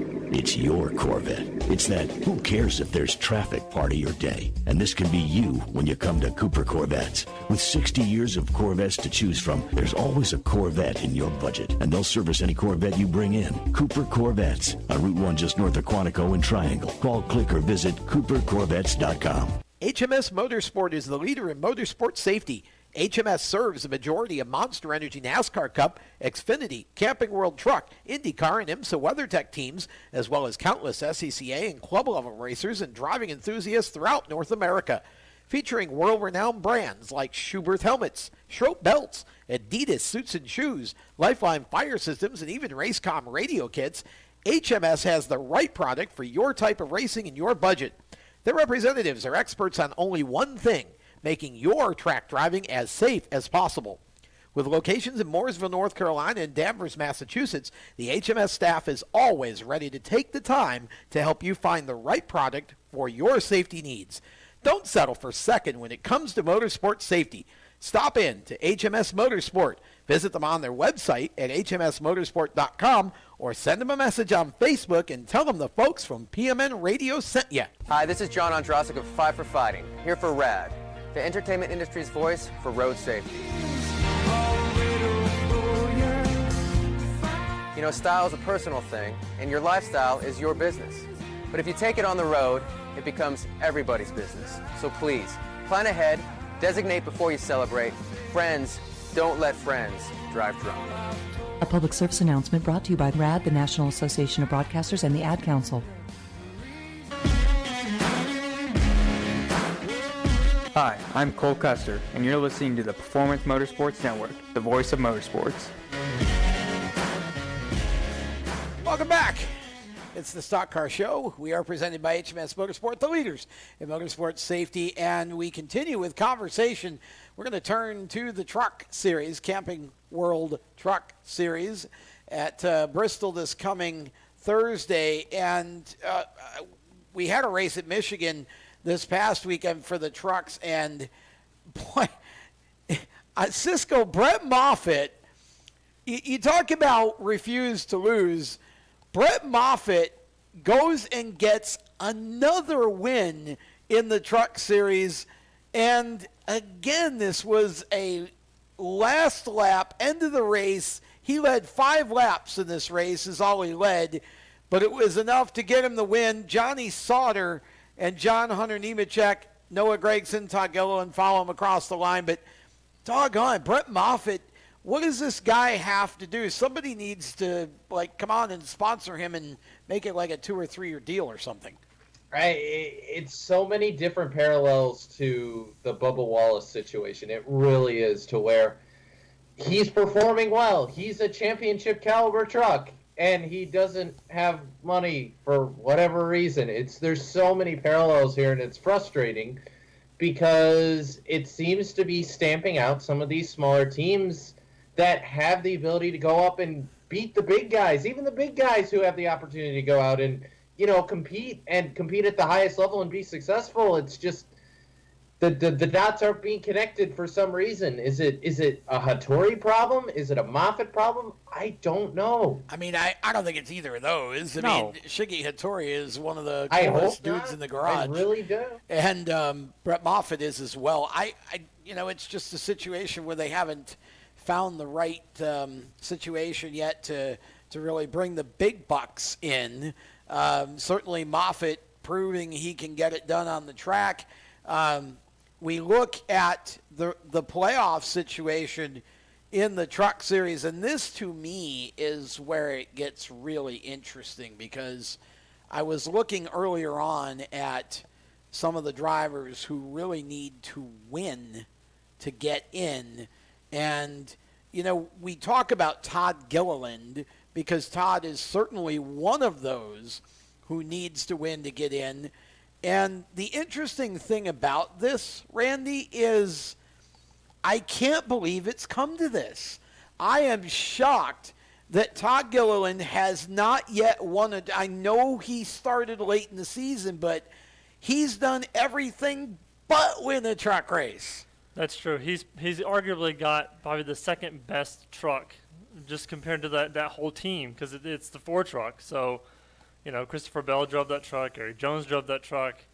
They have everybody in place to be winners, and it's shocking that he hasn't won a race yet. Well, let's be clear to that. It's the numeraled 4 truck. That is not the same 4 team that won races and won championships the last couple years with William Byron, with Christopher Bell, with Eric Jones. That's actually what was Noah Gregson's 18 team last year, which is no less capable of a team than the 4 team, but just to make that clarification, not exactly the same team. The other guys, and again, let's set this up. Matt Crafton is the bubble truck. I can't believe I'm saying that either. Can I say that again just because I can't believe it's real? Matt Crafton is the bubble truck. Wow.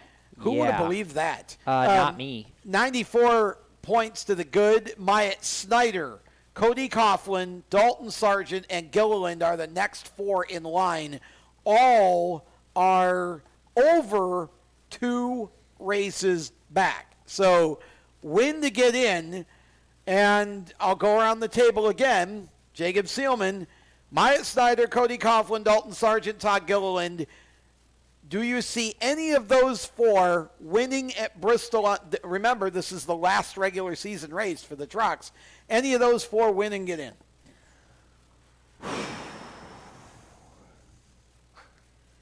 Wow. If one of them's going to do it, it's going to be Gilliland, but I don't think so. I don't think any of the 4 of them win to get in. I really don't. Okay, Cisco, do you have any more faith than Jacob in any of these 4? Man, I want to say I do, but I'm looking at the 88 just in terms of sheer, I don't know if it's anger or the recurring gag of the grumpy old man just bumping everybody out of the way to win at Bristol or something, but I have a feeling Matt Crafton's going to win at Bristol, and he's going to lock himself in. Randy?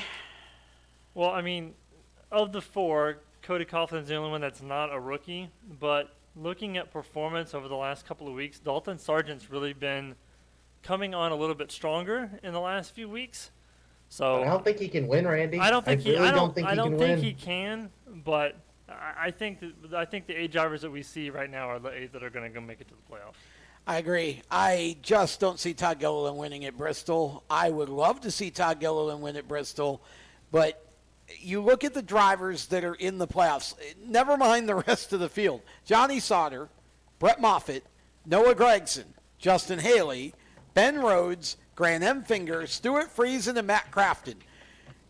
Do we see even a snowball's chance in the hot place that the winner of Bristol does not come from one of those 8 drivers? Sure, because it's Bristol and you can knock somebody out of the way real easy. But, I mean, reasonably, when you look at these 8, who else is going to be that guy? I just don't see Todd Gilliland, because he would be the one. Yeah, he was that good at Bristol on the short tracks last year that I believe if it's not going to be one of those 8, it's going to be him. To me, it's one of those 8. Who's in the 51 truck this week?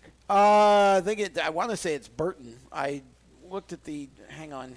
Not that he's going to change. Race to the entry list. Yeah, you're probably going to get there 51, yes, Harrison Burton. Yeah, okay. Not that he's going to change not that he's going to change the playoff picture, but honestly, for just a win's sake, I could sooner see Harrison Burton win in this race. Yeah, I could too. Let's go around and just quick pick here for the Truck Series race at Bristol. I'll start with Randy this time. I say Matt Crafton. Matt Crafton has everything to lose, and not much to lose, but everything to gain. I mean, he needs the momentum to get going in the chase, and he needs something of a bright light this season. So I'm picking Matt Crafton just because I can't see us going the whole season and him not winning a race. Playoffs.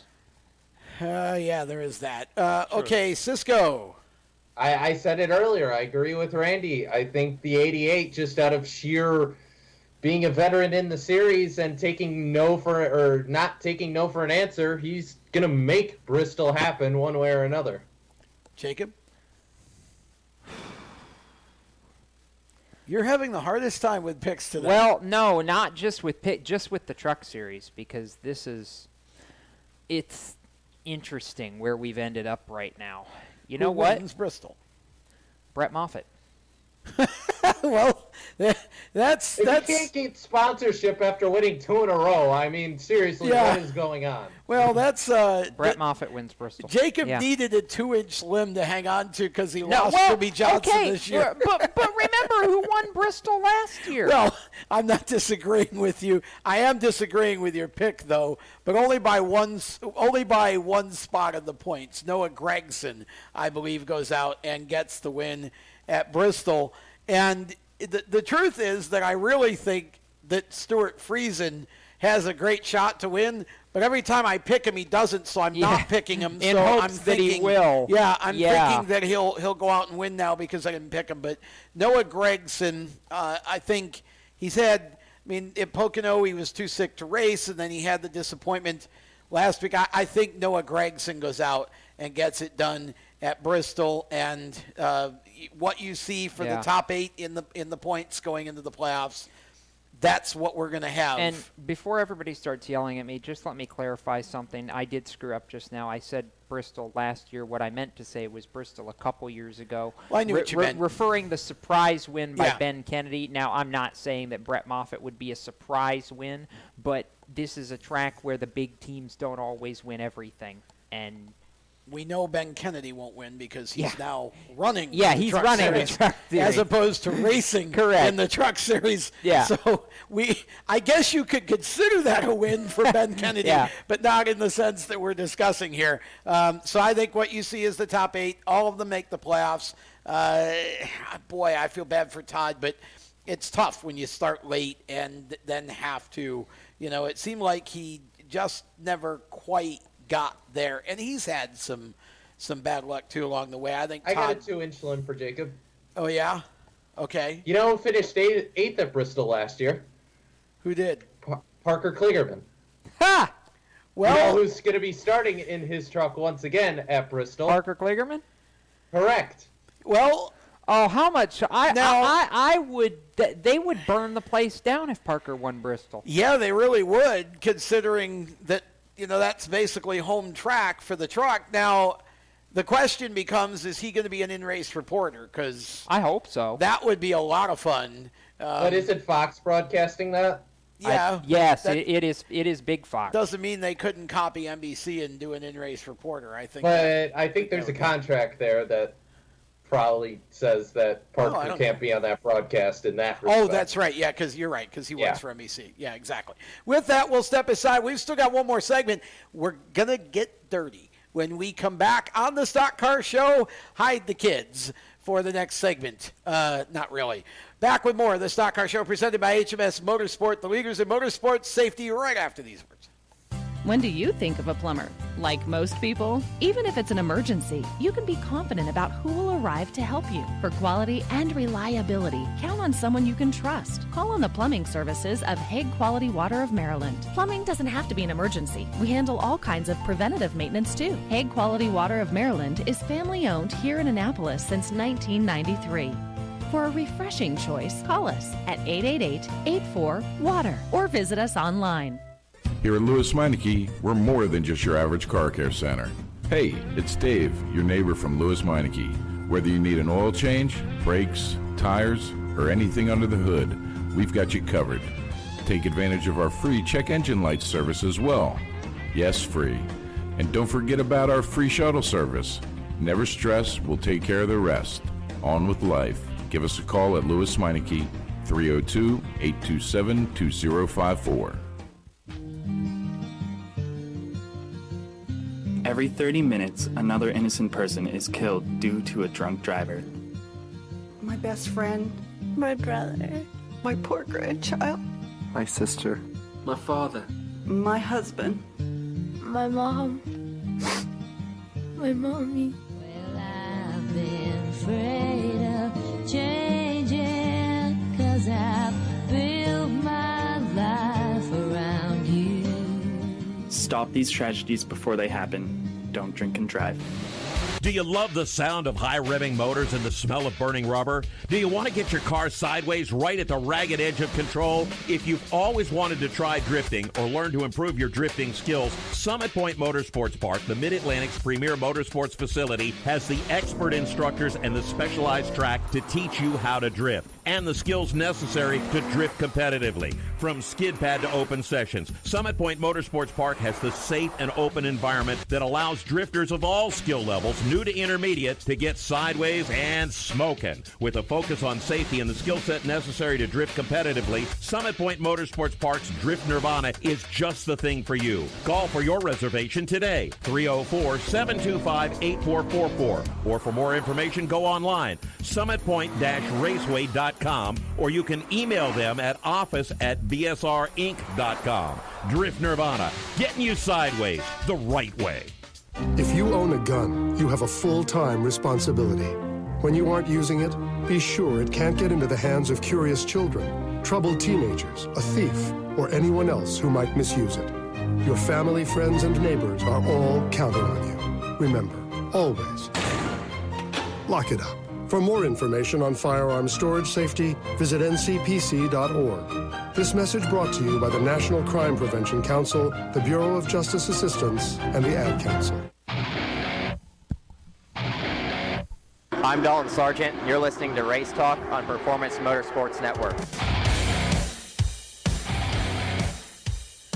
Well, we were talking trucks there in that last segment. It's Dalton Sargent bringing us back from our break. Final segment, we call this our white flag segment. This is also known as the lightning round. We're going to spend the lightning round, or at least a part of it, talking about cars that go lightning fast. We're going to deviate from the stock car motif for a moment and talk Knoxville Nationals because, well, gosh, I mean, how can you not?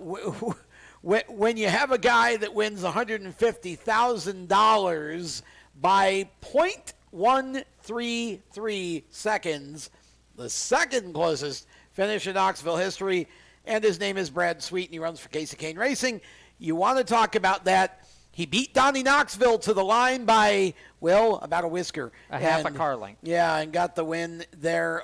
Huge win for Brad Sweet. Jacob, where do you even begin here? Sweet, Schatz, and Larson at the end. Well, okay, so for starters, anybody that's surprised by this podium needs to go get their brain checked, because these have been the three fastest cars at Knoxville Raceway in the Nationals for like the last umpteen thousand years. Well, in Larson's case, the last three, because he's not been able to run that many. But Sweet's always been fast there.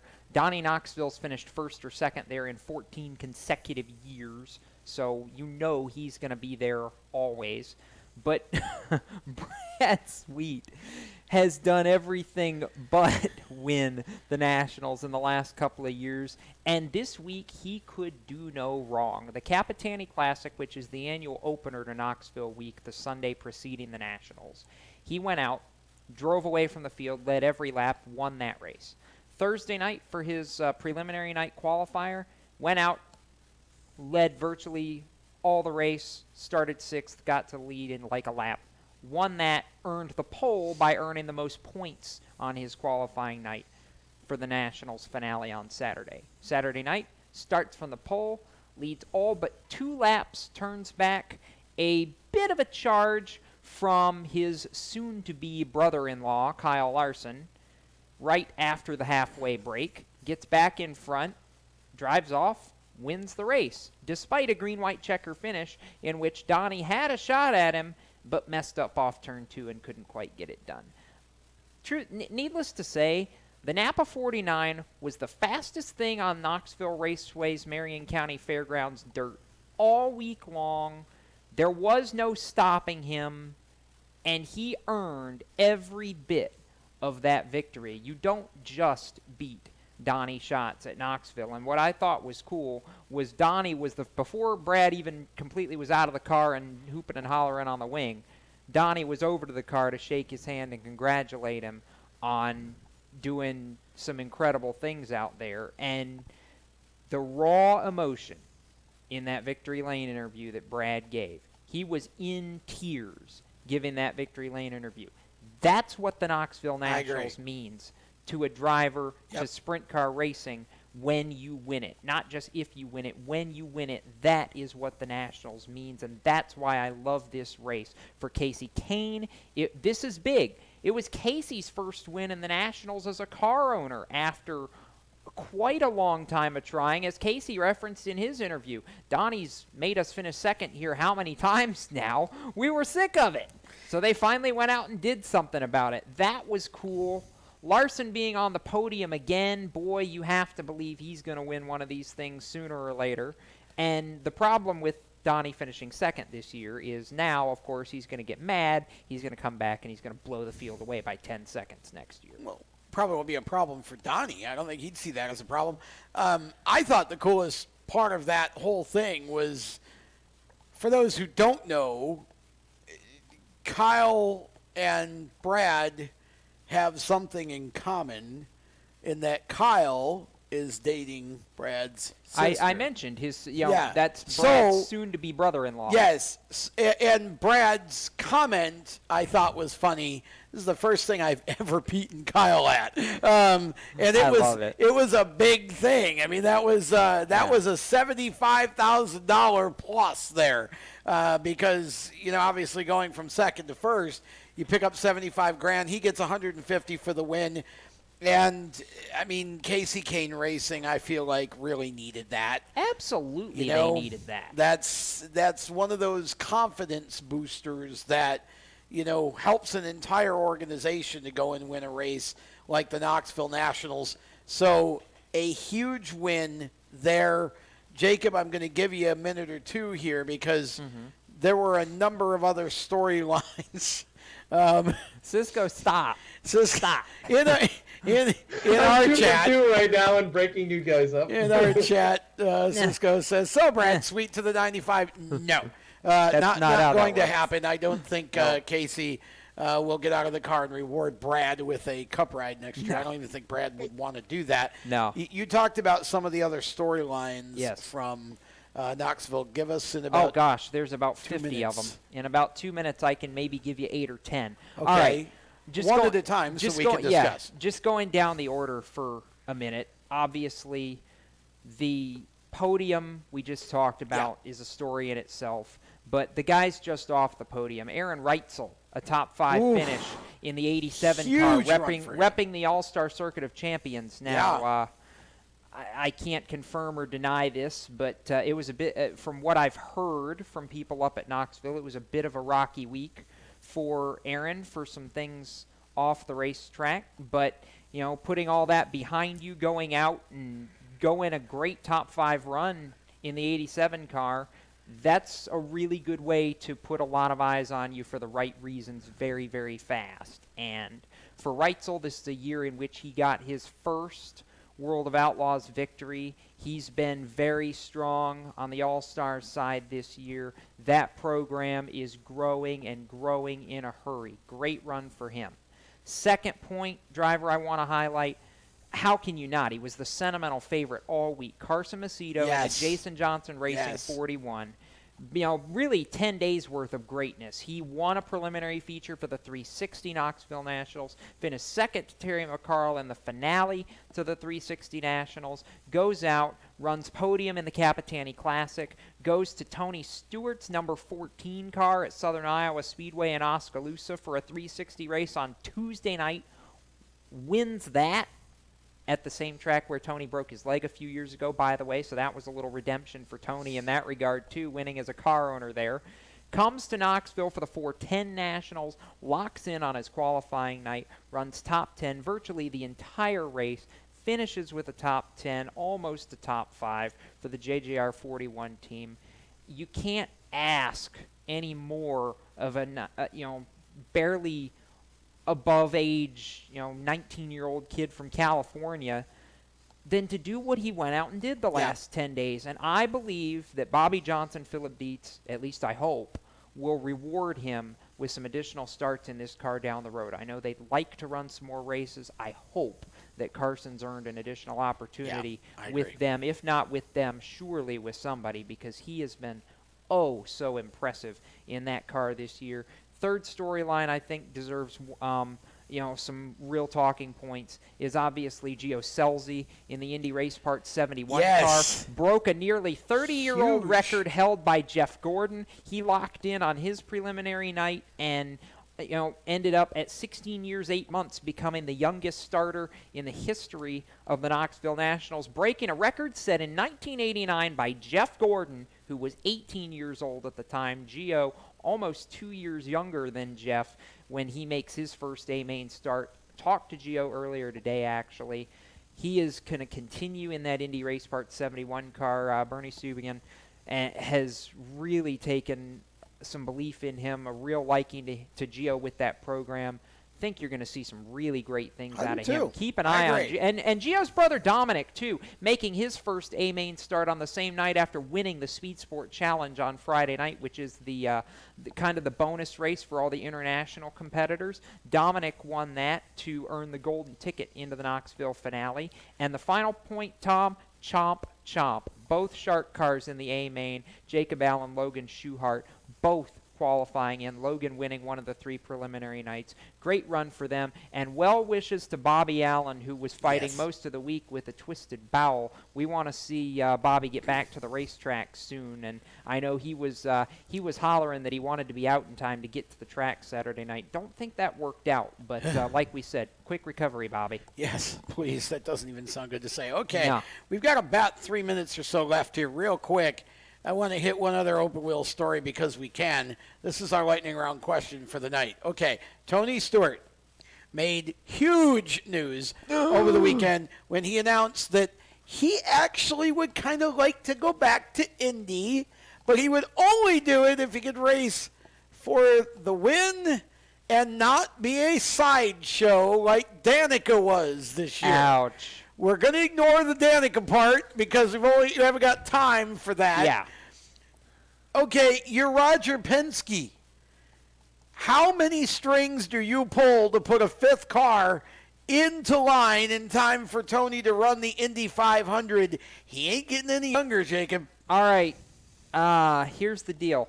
Roger said it would be a dream of his to have Tony run a car. He also, though, said running 5 cars with the resources they have would be stretching it very, very thin. And I don't know that Roger Penske wants to do a program where you stretch resources that thin. I know they've done it one other time, but that was also when they had the personnel to run 4 full-time teams instead of 3. I don't know that you'll see it happen this year. I would believe, however, that you'll see it happen in 2020. Cisco, are there any other teams that you believe Tony Stewart would race for? And are there any other teams that you believe could vie for his services in 2019, real quick? I think on the personnel side of things, keep in mind, Tony's a part of Stewart-Haas. What's the other thing that Stewart-Haas is doing right now? Yes, it's not IndyCar, but nonetheless, if you were to borrow a couple of those people, because, side note, the Indy 500's important, maybe more important than the F1 calendar, at least that's what it's sounding like. Hang on a minute, Cisco. How can you take F1 personnel away from the Monaco Grand Prix? You can't. Yeah, that would be my first question. But because some people apparently feel that the Indy 500 is more important. Fernando. Well, he did that for a year. You didn't see him do it this year. But it might be happening again. I don't see. Well, but that would have nothing to do with McLaren. Okay, Randy, do you see any way that Tony gets to the Indy 500 in 2019? I don't think it's going to happen in 2019. It'll happen in 2020.